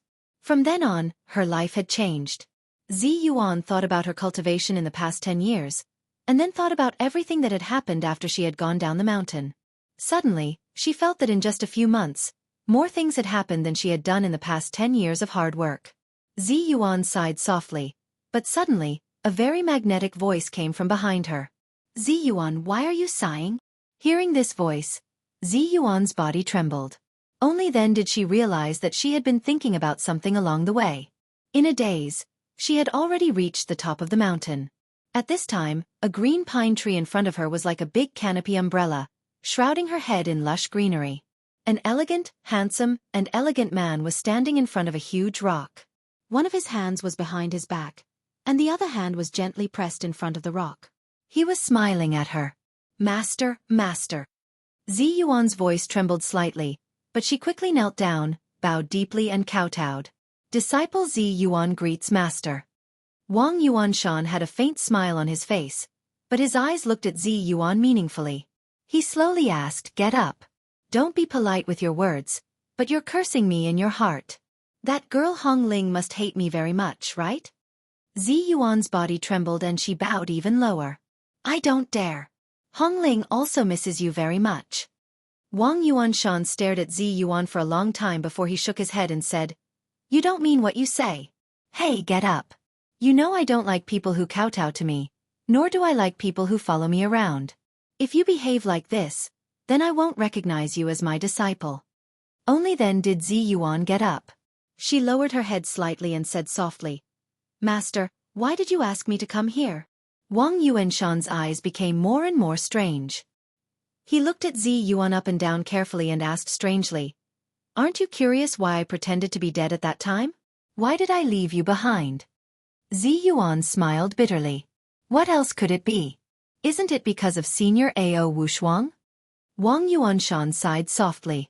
Of course, there is a reason for Herge. But there is another reason for her. Don't you want to know? Zi Yuan was slightly stunned and raised her head, but soon she lowered it again and shook it gently. I don't want to know. Wang Yuanshan looked at her and shook his head with a wry smile. You're still the same. You say you don't care, but you care very much in your heart. Alas. Well, don't be awkward. I came here today to tell you a few things. Because in a while, you really won't be able to see me anymore. Zi Yuan's heart trembled. She suddenly raised her head and was surprised. Master, what do you mean? Wang Yuanshan smiled slightly. Nothing. 10 years ago, I had already died once. Now that I've lived for another 10 years, it's already worth it. But before I truly leave, I want to tell you something first, lest you resent me in the future. At this time, the resentment in Zi Yuan's heart had long disappeared. Her pretty face was pale, and she said in a trembling voice, Master, what are you talking about? What do you mean you died 10 years ago? When will you really leave? Wang Yuanshan lovingly looked at his proudest disciple. He lovingly stretched out his hand and gently stroked her hair. He softly said, Because, in about 2 months' time, I will have to say goodbye to all of you. What happened 10 years ago happened too suddenly, and I didn't warn you about many things. As a result, you've been living a hard life for the past 10 years. I feel very sorry for it, so I want to tell you everything clearly today. You can take these words as my last words before I leave. I still owe everyone an update. I should go to Beijing soon to do something. I guess I'll have to make it up when I come back, but I'll try my best to make it up before I go. Chapter 794. Hearing Wang Yuanshan's words, Zi Yuan was terrified. She looked at Wang Yuanshan in disbelief and said, "Master, I don't understand what you're saying." What do you mean?" Wang Yuanshan smiled, sighed softly, and said, "Silly girl, you're usually so smart. Why are you so stupid at this time? Think about it. Why didn't they kill me when they caught me 10 years ago?" Zi Yuan's heart tightened. This was also what she couldn't figure out the most these days. Others might not know, but as an internal cultivator of the Xueqi school, she knew very well how the Xueqi school dealt with traitors. No matter how talented Wang Yuanshan was and how highly regarded he was by Master Zhang, he had betrayed the sect, which was a great blow to the Xueqi school. If he was not severely punished, how could he convince the public in the future? Therefore, after Wang Yuanshan had been captured, Zi Yuan knew that her master would definitely die. Only by completely eliminating the traitor could people be the greatest deterrent. Otherwise, there would be endless cases of apostasy in the future, and then the sect would be finished. But when Zi Yuan heard the news that Wang Yuanshan was not dead, she also secretly thought, "Why didn't Master Zhang kill my master? Is it just because he cherishes talent?" Wang Yuanshan looked at the change in Zi Yuan's expression. He chuckled and said, "It's strange, isn't it? But if you had known more than a decade ago that there might be a great calamity in the future, you wouldn't have found it strange." Zi Yuan was even more shocked. She quickly realized something and asked tentatively, "Master, are you talking about the mystical silver fox?" Wang Yuanshan nodded slowly. Among the Buddhist sects, Wu Hua, the disciple of Master Purin of Shiyuan Temple, is the best in the world. Among the Taoist sects, the most powerful one in spying on the secrets of heaven is Lu Guan, who knows the direction of the world by observing the stars. These two sects predicted more than a decade ago that there would be a great calamity today and that the mystical silver fox would be reborn. Therefore, as early as that time, the cultivation sects of Buddhism and Taoism began to plan to deal with this calamity. As he spoke, Wang Yuanshan walked to the front of the wind-dust stone with his hands behind his back. He looked at the clouds and mist on the opposite top of the mountain and sighed. At that time, all the major sects were trying their best to find and train people who could compete with the mystical silver fox. But after searching, all the major sects were very clear that more than 1,000 years ago, the mystical silver fox almost swept the world with her own strength. Later, only one soul and two souls escaped to Japan, and almost swept Japan again. Hey, such a peerless expert, in this Dharma-ending age, it was no different from a fool's dream to find someone who could compete with the mystical silver fox. Unless the living Buddha descends, the Wisdom King is reborn, the Golden Immortal is reborn, or the gods descend to the mortal world. Zi Yuan couldn't help but ask, "But now the Akalanatha has been reincarnated. Isn't Li Jiandong specialized in dealing with the mystical silver fox?" Wang Yuanshan shook his head. Who could have guessed that the immovable Wisdom King would reincarnate more than 10 years ago? Wu Hua's destiny connection and Lu Guandao's stargazing can predict the birth of the tribulation, but they can't predict how the tribulation will end. They can guess the beginning, but it's impossible for them to guess the result, let alone the process. Therefore, Zhang Tianshi worked so hard to train me at that time in order to deal with the mystical silver fox. Zi Yuan's expression suddenly became a little strange. She asked hesitantly, "But master, since you know why did you and fell in love with Ao Wushuang? Is that what you want to ask?" Wang Yuanshan asked with a smile. Zi Yuan bit her lip gently and nodded slightly. Wang Yuanshan chuckled and asked instead of answering, "Do you remember the psalm I once left you?" This psalm had been read by Zi Yuan countless times. She could really recite it backwards. At this time, hearing Wang Yuanshan's words, she immediately whispered without hesitation, "I remember. Once the Jin Dan appears, the mortal fate is set, and the thunder first rings, then the truth can be seen. The spirit mirror is easy to break the mortal tribulation, and the immortal sword can't break the red rope." Yun Hai sits and looks at old Yun Hai, and talks about the wind and dust in front of the stone. Chang'e has no regrets about stealing elixirs. Why should Hongyang envy Zhang Sheng? Wang Yuanshan said with a smile, "At that time, you stood in front of this stone and asked me what this poem meant. I told you that this poem was about the twists and turns and fate of you and your destined lover together. You asked me why I would fall in love with this lover I didn't know in the future. I told you that when the time came, you would naturally fall in love. Do you understand now? Zi Yuan's body suddenly trembled, and a complicated look flashed in her eyes. If this sentence had been said to her before she went down the mountain, she would not have understood it. But now she really couldn't understand it more. When she went down the mountain, she was sure that she would not fall in love with the so-called lover mentioned in her master's psalm. Especially when she saw Li Jiandong for the first time, she was even more sure that he was a greedy and lecherous person who would not amount to anything. But what was the result? After getting along with him day and night, this man had slowly walked into the depths of her heart. She couldn't get rid of this figure even if she wanted to. Presumably, when Master met Ao Wushuang, it was probably like this, right? They got along little by little, walked into each other's lives, and deeply imprinted each other's voice and appearance on their souls. They couldn't forget each other even for a second. As long as they were separated, they could feel that they were entangled by a suffocating pain. Zi Yuan sighed softly and asked in a low voice, "But Master, since you predicted that the successor of Jin Dan would be my lover, why didn't you predict that he would fall in love with other women?" These words were filled with hidden bitterness. Only at this time would the strong Zi Yuan reveal her weakness and grievance slightly. Wang Yuanshan smiled, which revealed an open-minded and wise smile that had seen through the vicissitudes of the world. "Silly child, this poem is talking about your life, not his. This is my life." Zi Yuan was slightly stunned and murmured these words in a low voice. Her expression was as if she had become infatuated. Looking at Zi Yuan's appearance, Wang Yuanshan sighed for her in his heart. What a silly child.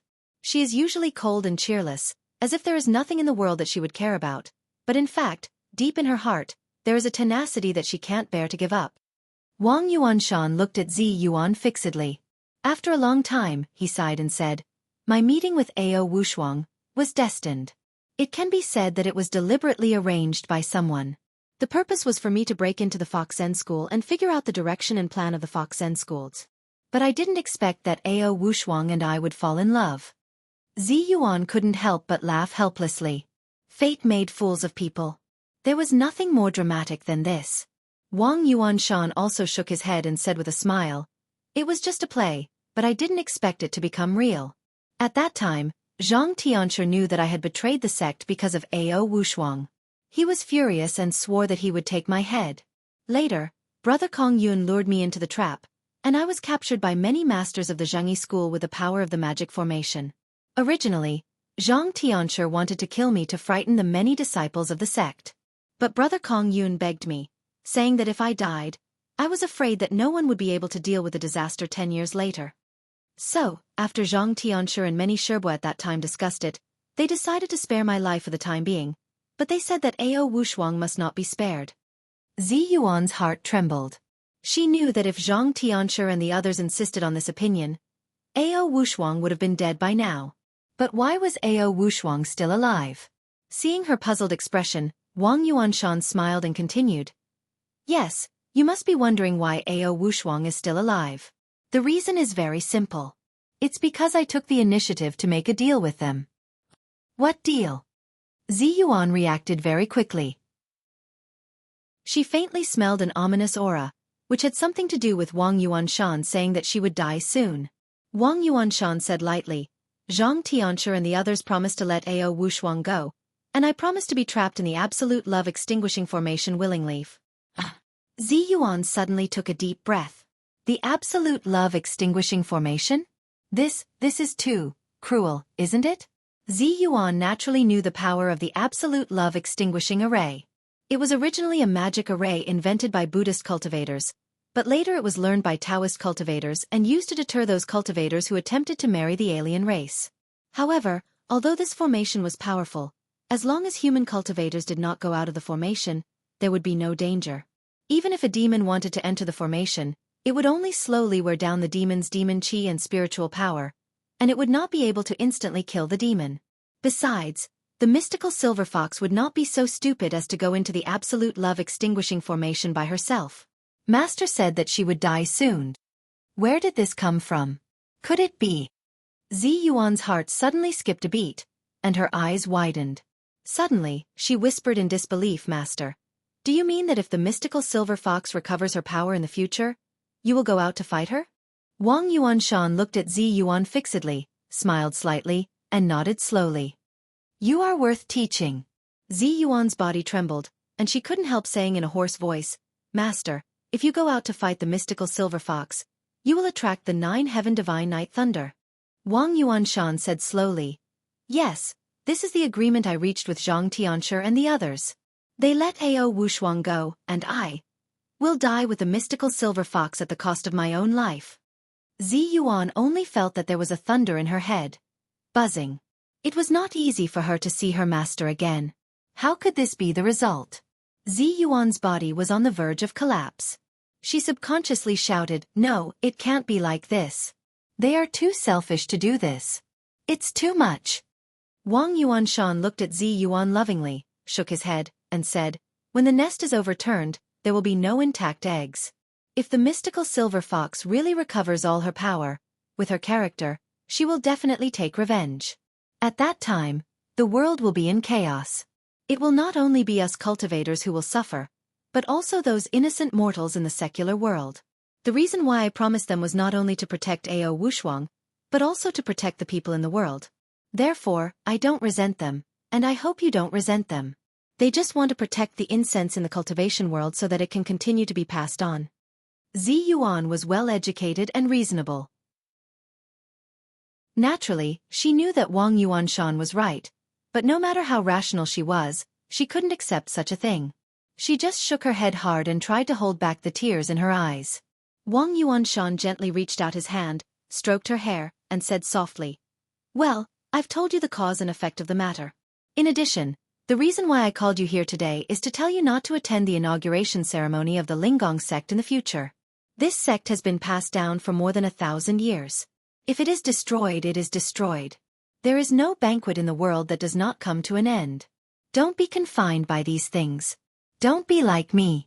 I can't let you follow my old path. After saying that, Wang Yuanshan continued, Also, the treasured scriptures that I left behind, you can do whatever you want with them. I know that if I don't say anything, you definitely won't easily touch them. That's just your personality. Moreover, I left behind the Chen Rui mirror. Now I'll tell you where I hid it. Come closer and I'll tell you.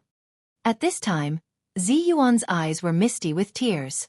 She was not in the mood to listen to these things, but her obedience to her master, which she had cultivated over the years, still made her subconsciously move closer. Wang Yuanshan whispered a few words in Zi Yuan's ear, and then asked, Do you remember? Zi Yuan wiped away her tears and nodded. Wang Yuanshan smiled at her and said, That's good. Go down the mountain. Don't let him wait for too long. Zi Yuan just shook her head and wiped away her tears. She was concerned about her master's life and death, so how could she be willing to leave? However, Wang Yuanshan gave her a push and pushed her far away. He stood next to the Fengchen stone, looked up at Zi Yuan in the distance, and said loudly, Zi Yuan, go down the mountain. Just pretend that I died 10 years ago, so you will feel better. After that, he raised his head and laughed. With a wave of his long sleeves, his body shook and disappeared. Zi Yuan went down the mountain along the mountain road like a walking corpse. Along the way, she didn't even know how she got down the mountain until she vaguely saw a very familiar figure standing not far away, looking at her with gentle eyes.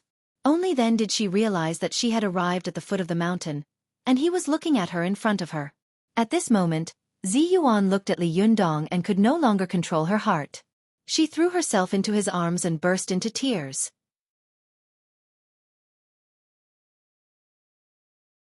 Chapter 795. Li Yundong had never seen Zi Yuan cry in front of him, let alone cry out loud like this. For a moment, he panicked and raised his hands in the air. He didn't know whether to hug this beautiful fairy or press his hands on her shoulders. Li Yundong was at a loss and didn't know what to do. He could only ask repeatedly, What happened? Zi Yuan just shook her head and burst into tears. This cry was like the Yellow River bursting its dike and the Yangtze River bursting its mouth. All the emotions that had been accumulated in Zi Yuan's heart for many years were released in an instant. Seeing that she was unwilling to say anything, Li Yundong could only reach out and gently put his arm around her shoulder. His other hand gently patted her back, silently accompanying her and not asking any more questions. Zi Yuan cried for a long time before she slowly stopped crying. She put her hands on Li Yundong's chest and propped herself up. She wiped her tears and said in a choked voice, "Master, he told me what to do after his death." Li Yundong was shocked. "What? Wang Yuanshan? The best in the world? He told you what to do after his death? What's going on?" After Zi Yuan finished venting, she calmed down and gradually controlled her emotions. With red eyes, she told Li Yundong in a low voice what she had said to Wang Yuanshan on the mountain. Li Yundong only listened with his eyes wide open, and his whole person was stunned on the spot. Li Yundong took a deep breath and said, "Buddhism and Taoism began to deal with all this more than 10 years ago? It can't be, can it? This is too exaggerated, isn't it?" When Li Yundong had learned that Yan Feng had sneaked into the Fox Zen school for 9 years just to take revenge, he had been shocked by Yan Feng's patience and perseverance. However, he had soon discovered that Lu Yi had faked his death, and he seemed to have discovered Yan Feng's true identity. Then, the mantis stalks the cicada, unaware of the oriole behind. But now, Li Yundong had discovered that the cultivators of the older generation of Buddhism and Taoism were the real oriole, the hunter holding the bow and arrow behind its back. Wasn't it too scary to plan for more than 10 years? For a moment, Li Yundong couldn't help but be shocked by such a layout. He was tongue-tied and said, "In that case, why didn't they destroy the Fox Zen school earlier? You're only sending those young cultivators?" Zi Yuan shook her head and said, "They're just afraid of alerting the enemy. They besieged Mount Tian long before. Now it seems that it was just a test, but they didn't expect that they would test you out." Li Yundong suddenly thought of something and said in disbelief, "None of the people who participated in the siege of the Fox Zen school knew the real purpose of all this?" Zi Yuan sighed softly and said, "They didn't know that they were just pawns. Even I didn't know at that time. I'm afraid there are no more than 10 people in the cultivation world who know about this." Li Yundong was stunned for a long time before he shook his head and said, "After more than 10 years of planning. Today, the real killer move was revealed. It's really scary. Isn't Wang Yuanshan afraid that I'll tell others?" Zi Yuan raised her head and fixed her eyes on Li Yundong. She said softly and firmly, "You won't." Li Yundong really wanted to ask Zi Yuan why she was so sure that he wouldn't, but he saw that there seemed to be an extra emotion in her eyes that she didn't usually have. His heart skipped a beat for no reason and he didn't dare to ask again. He coughed dryly and changed the topic, saying, "What is the mirror of heaven and earth that your master mentioned? Why haven't I heard you mention it before? Is it very important? Let's hurry up and get it first." Zi Yuan's heart was in a mess. She wanted to save her master, but she knew that Wang Yuanshan was ready to die. Moreover, the current situation was a dead end. No one could solve it. Even if she had the ability to reach the heavens, she was afraid that she would be helpless. And most importantly at present, it seemed that Wang Yuanshan had used herself as the bait to lure the absolute emotion extinguishing formation. After she came out of the formation, she would use her spiritual power to entangle the mystical silver fox, and then lure the 9 divine night thunder to kill the mystical silver fox. This was indeed the safest way. If she acted rashly, she might even ruin her master's plan. It would be a small matter if she was punished or even died, but if she implicated all the people in the world, it would not be enough to atone for her sins even if she died 100 times. Therefore, Zi Yuan did not encourage Li Yundong to find a way to save Wang Yuanshan. She could only watch helplessly as her most respected master approached death day by day, walking step by step towards the abyss, and she could do nothing about it. Zi Yuan's heart was unprecedentedly heavy, and she had never been so weak before. The beautiful fairy whispered, "Li Yundong, will you accompany me for a while? Let's walk all the way. I want to talk to you more." Li Yundong also understood Zi Yuan's feelings very well. He sighed in his heart, but said with a smile on his face, "Okay, let's walk slowly all the way if it's not far." Zi Yuan said in a low voice, "It's not very far. It's near Mount Longhu." Li Yundong nodded. The two of them walked slowly along the rugged mountain road of Mount Longhu, shoulder to shoulder. Just as Zi Yuan stumbled down the mountain, Wang Yuanshan had already disappeared in front of the Fengchen stone, but after Zi Yuan's figure disappeared on the mountain road, he reappeared in the same place. His eyes were fixed in the direction of Zi Yuan's leaving figure, and his expression was complicated. After a long time, he let out a long sigh. After that, he said slowly, "Come out." "Do you think I don't know you're hiding?" After that, Wang Yuanshan looked sharply in one direction. After a while, he saw a figure slowly coming out of the woods. Wang Yuanshan saw a man standing in front of him. He had delicate skin and a handsome appearance, but his eyebrows were quite feminine. What surprised him most was that the man was staring at him, his eyes full of shock and excitement. Wang Yuanshan was stunned. He didn't understand why the strange man in front of him was so excited to see him. He thought to himself, "Does this guy know me?" Wang Yuanshan looked at the man in front of him with unkind eyes, snorted coldly, and said, "Did you have a good time eavesdropping just now, fellow Taoist?" He had always been kind and didn't easily fight with others. He also didn't like people fighting in front of him. Although he knew that someone was eavesdropping in the distance, he didn't expose him. He only waited for Zi Yuan to leave before he exposed the man, lest Zi Yuan found out and fought with him. But when he said this, the man didn't respond at all. He just looked at him in shock. Wang Yuanshan knew that what he had said to Zi Yuan was extremely confidential, but if it had been 10 years ago, if the man in front of him had heard it, he would have definitely killed him. But now the arrow was already on the string, and it was about to be touched. Even if someone knew, it wouldn't affect the overall situation, so he didn't need to kill the man in front of him. He only needed to keep him in captivity for 2 months, and then let him go. Seeing that he didn't speak, Wang Yuanshan snorted and said, "Since this fellow Taoist refuses to tell me, don't blame me for being rude." After that he stepped forward and was about to make a move, but suddenly he heard the man cry uncontrollably, "Senior Xueqi." In Wang Yuanshan's life, there was only one person who called him Xueqi, and that was his shimmy, Yan Fong. When he suddenly heard this, his body suddenly shook, and he looked at the man in front of him in shock. He said dumbfoundedly, "What did you call me?" This person was Yan Fong. She also knew that not only had her appearance and voice changed greatly, but even her gender had changed. No wonder her Xueqi couldn't recognize her. She took a step forward, and years of grievances and lovesickness gathered together. She couldn't help crying and said, "Xueqi, it's me, I'm Yan Fong." Even though Wang Yuanshan had a calm temperament, at this moment, he couldn't help shaking and almost fainting. His shimmy used to be a famous beauty in the cultivation world. Her beauty was no less than that of Zi Yuan and Ao Wushuang. Unfortunately, her temperament was too arrogant, and she never pretended to be nice to others, so she was not popular. But 10 years later, such a beauty had turned into a man. This was really something that no one in the world could imagine. Wang Yuanshan was dumbfounded and stammered, You are Yan Fong. How is this possible?" As he said this, his face changed and he said sternly, "Who the hell are you? How dare you pretend to be my shimmy like this? Do you think I won't kill people just because I have a good temper?" Yan Fong smiled bitterly and said, "Senior brother, I know you definitely won't believe that I'm Yan Fong looking like this, but is there another person in the world who knows about the little things that we get along with each other?" As she said this, she slowly told him about her and Wang Yuanshan's cultivation in the same sect.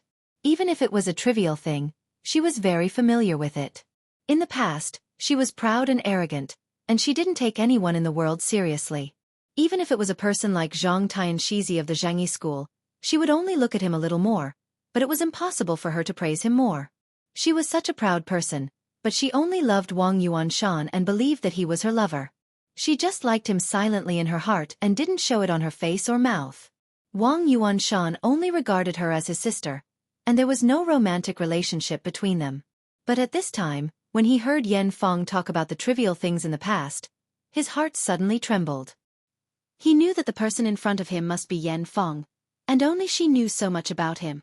He also instantly understood his shimmy's affection for him.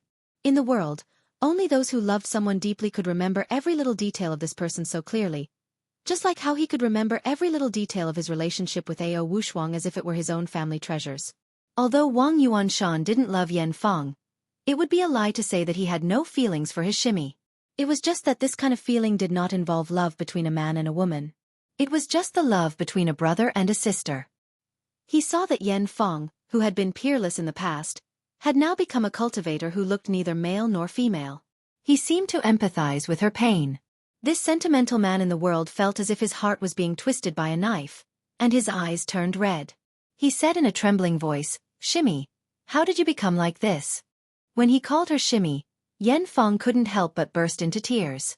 She covered her face and began to cry bitterly. Today. There was lightning and thunder in Dongwu City.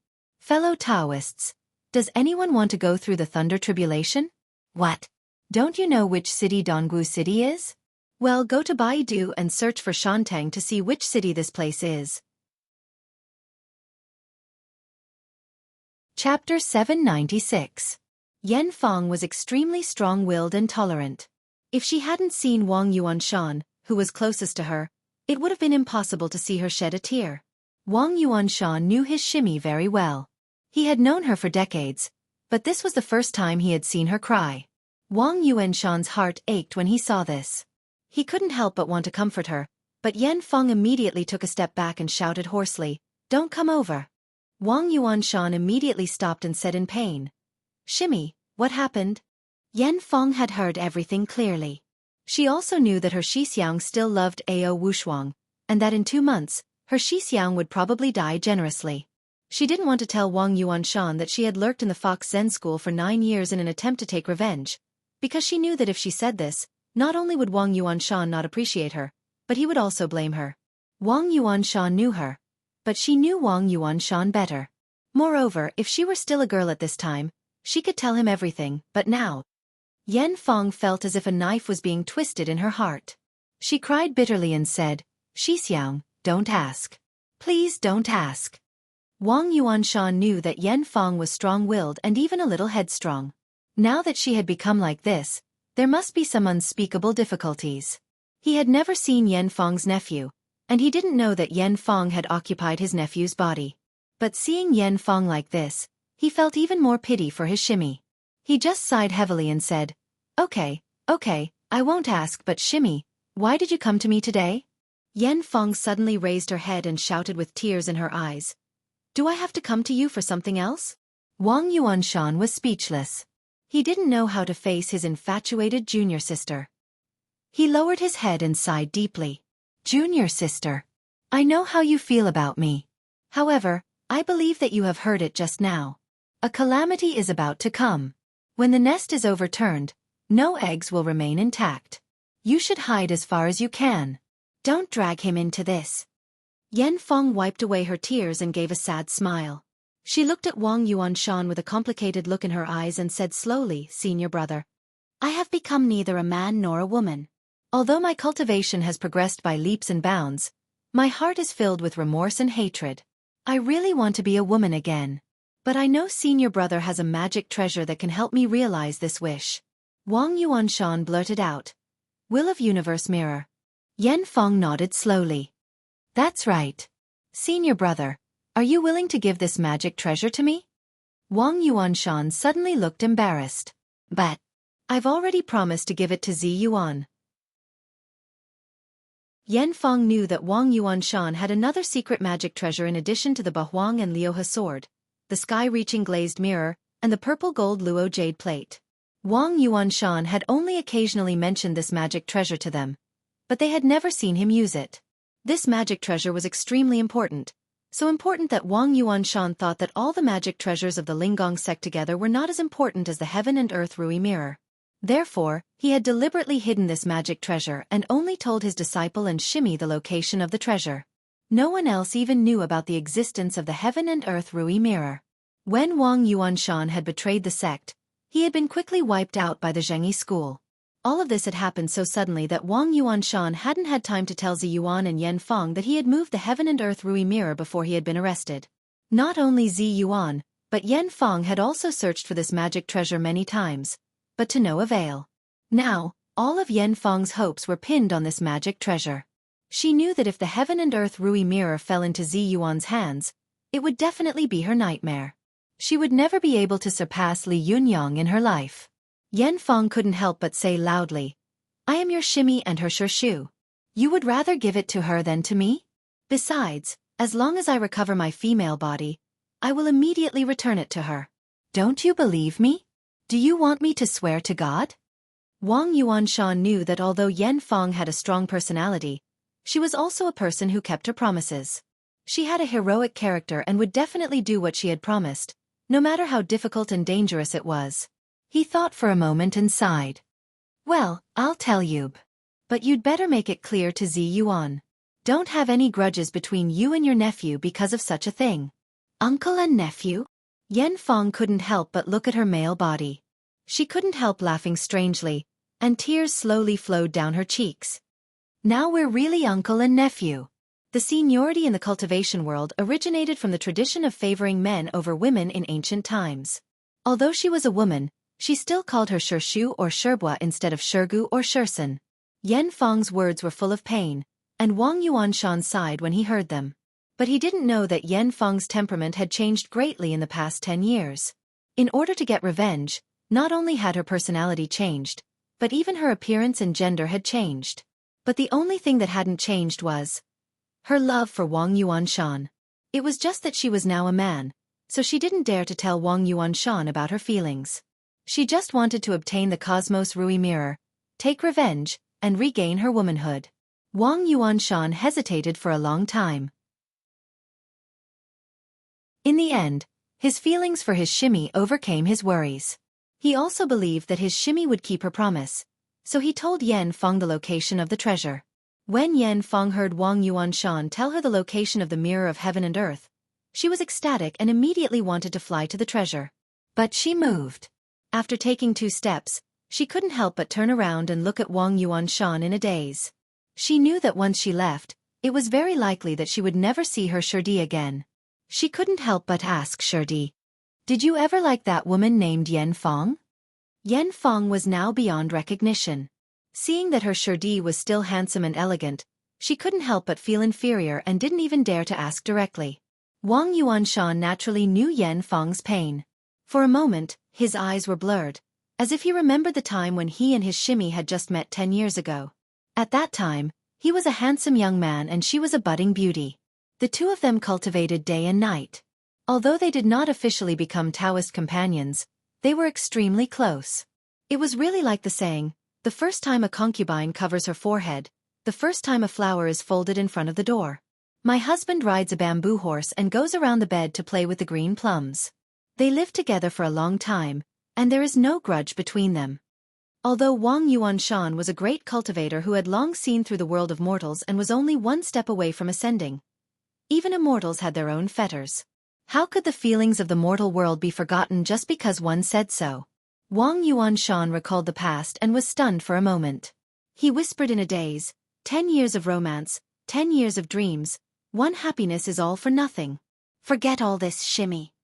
Yan Fong listened to Wang Yuanshan's words and repeated in a low voice, 10 years of romance, 10 years of dreams, one happiness is all for nothing. The more she whispered, the more her heart ached. She couldn't help but burst into tears. In the end, she covered her face and ran down the mountain. Yan Fong cried all the way and ran all the way. She covered her face with her hands and couldn't see the road. She didn't know how many times she fell along the way, but she quickly got up and continued to move forward. She cried all the way and ran all the way to the location of the treasure. Yan Fong knew that even if she was heartbroken, she had to get the mirror of heaven and earth. As long as she had this powerful magical weapon in hand, there was still hope for everything. Li Yunyang and Ziyuan had already set off. She had to get the mirror of heaven and earth before them. Mount Longhu covered an area of more than 200 square kilometers and had 99 peaks.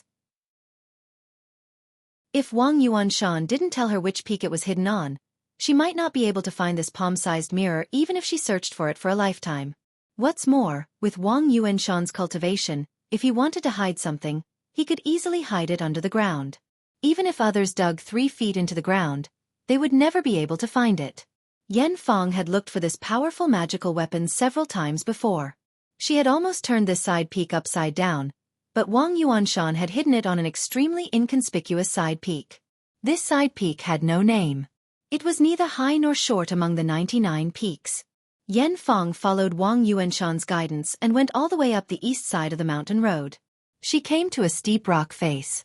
She flew to the middle of the rocky mountain and took a closer look. Sure enough, she saw a mountainside jungle covered by vegetation as Wang Yuanshan had said. She flew over and pushed aside the branches and grass to take a look, only to see a small cave in front of her. The cave was located on a steep slope of a cliff. It was almost impossible for a human to climb it.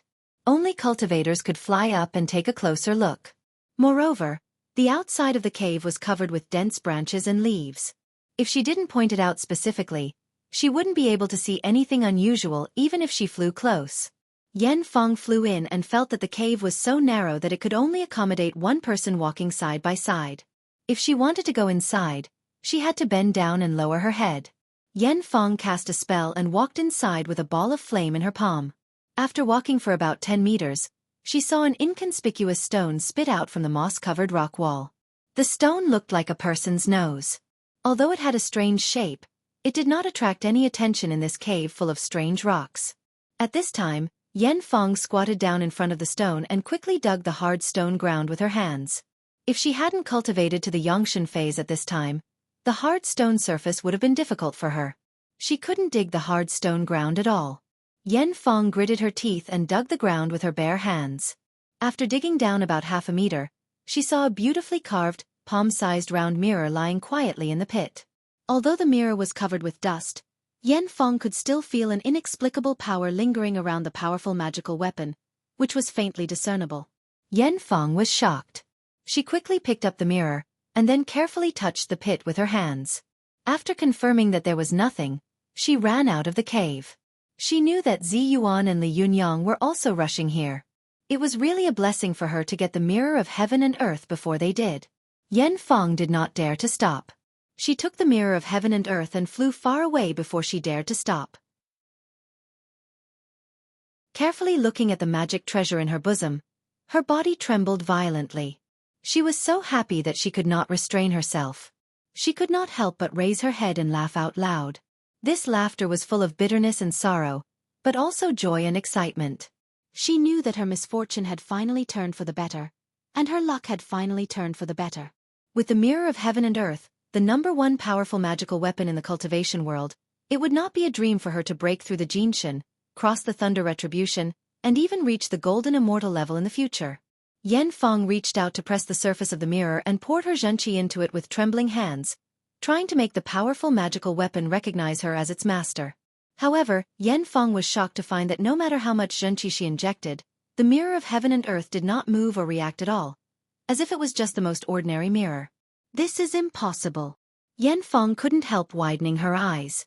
She shouted hoarsely, "How could it not recognize me as its master?" Yan Feng couldn't help but try again, but she could feel that there was a great power hidden in the mirror. However, this power was separated by an inexplicable thing. She could feel it, but she couldn't touch it. It seemed that there was an insurmountable moat between the powerful magical weapon and her. Yan Feng suddenly remembered that she had once asked her senior brother, why didn't he use the mirror of heaven and earth? What was his answer at that time? By the way, he had sighed and said, "I'm not the destined person for this mirror, so I can't use it." Could it be? Am I not the destined person? In an instant, Yan Feng's heart was empty and extremely lost. She had finally gotten the mirror of heaven and earth after so much effort. She had thought that she could save everything. Unexpectedly, as Wang Yuanshan had said before they parted, it was really 10 years of romantic dreams, 10 years of happiness for nothing. You're tuning in to the Xueqi's Martial Arts Saga YouTube channel. Don't forget to subscribe and join us on this journey to catch the most captivating stories.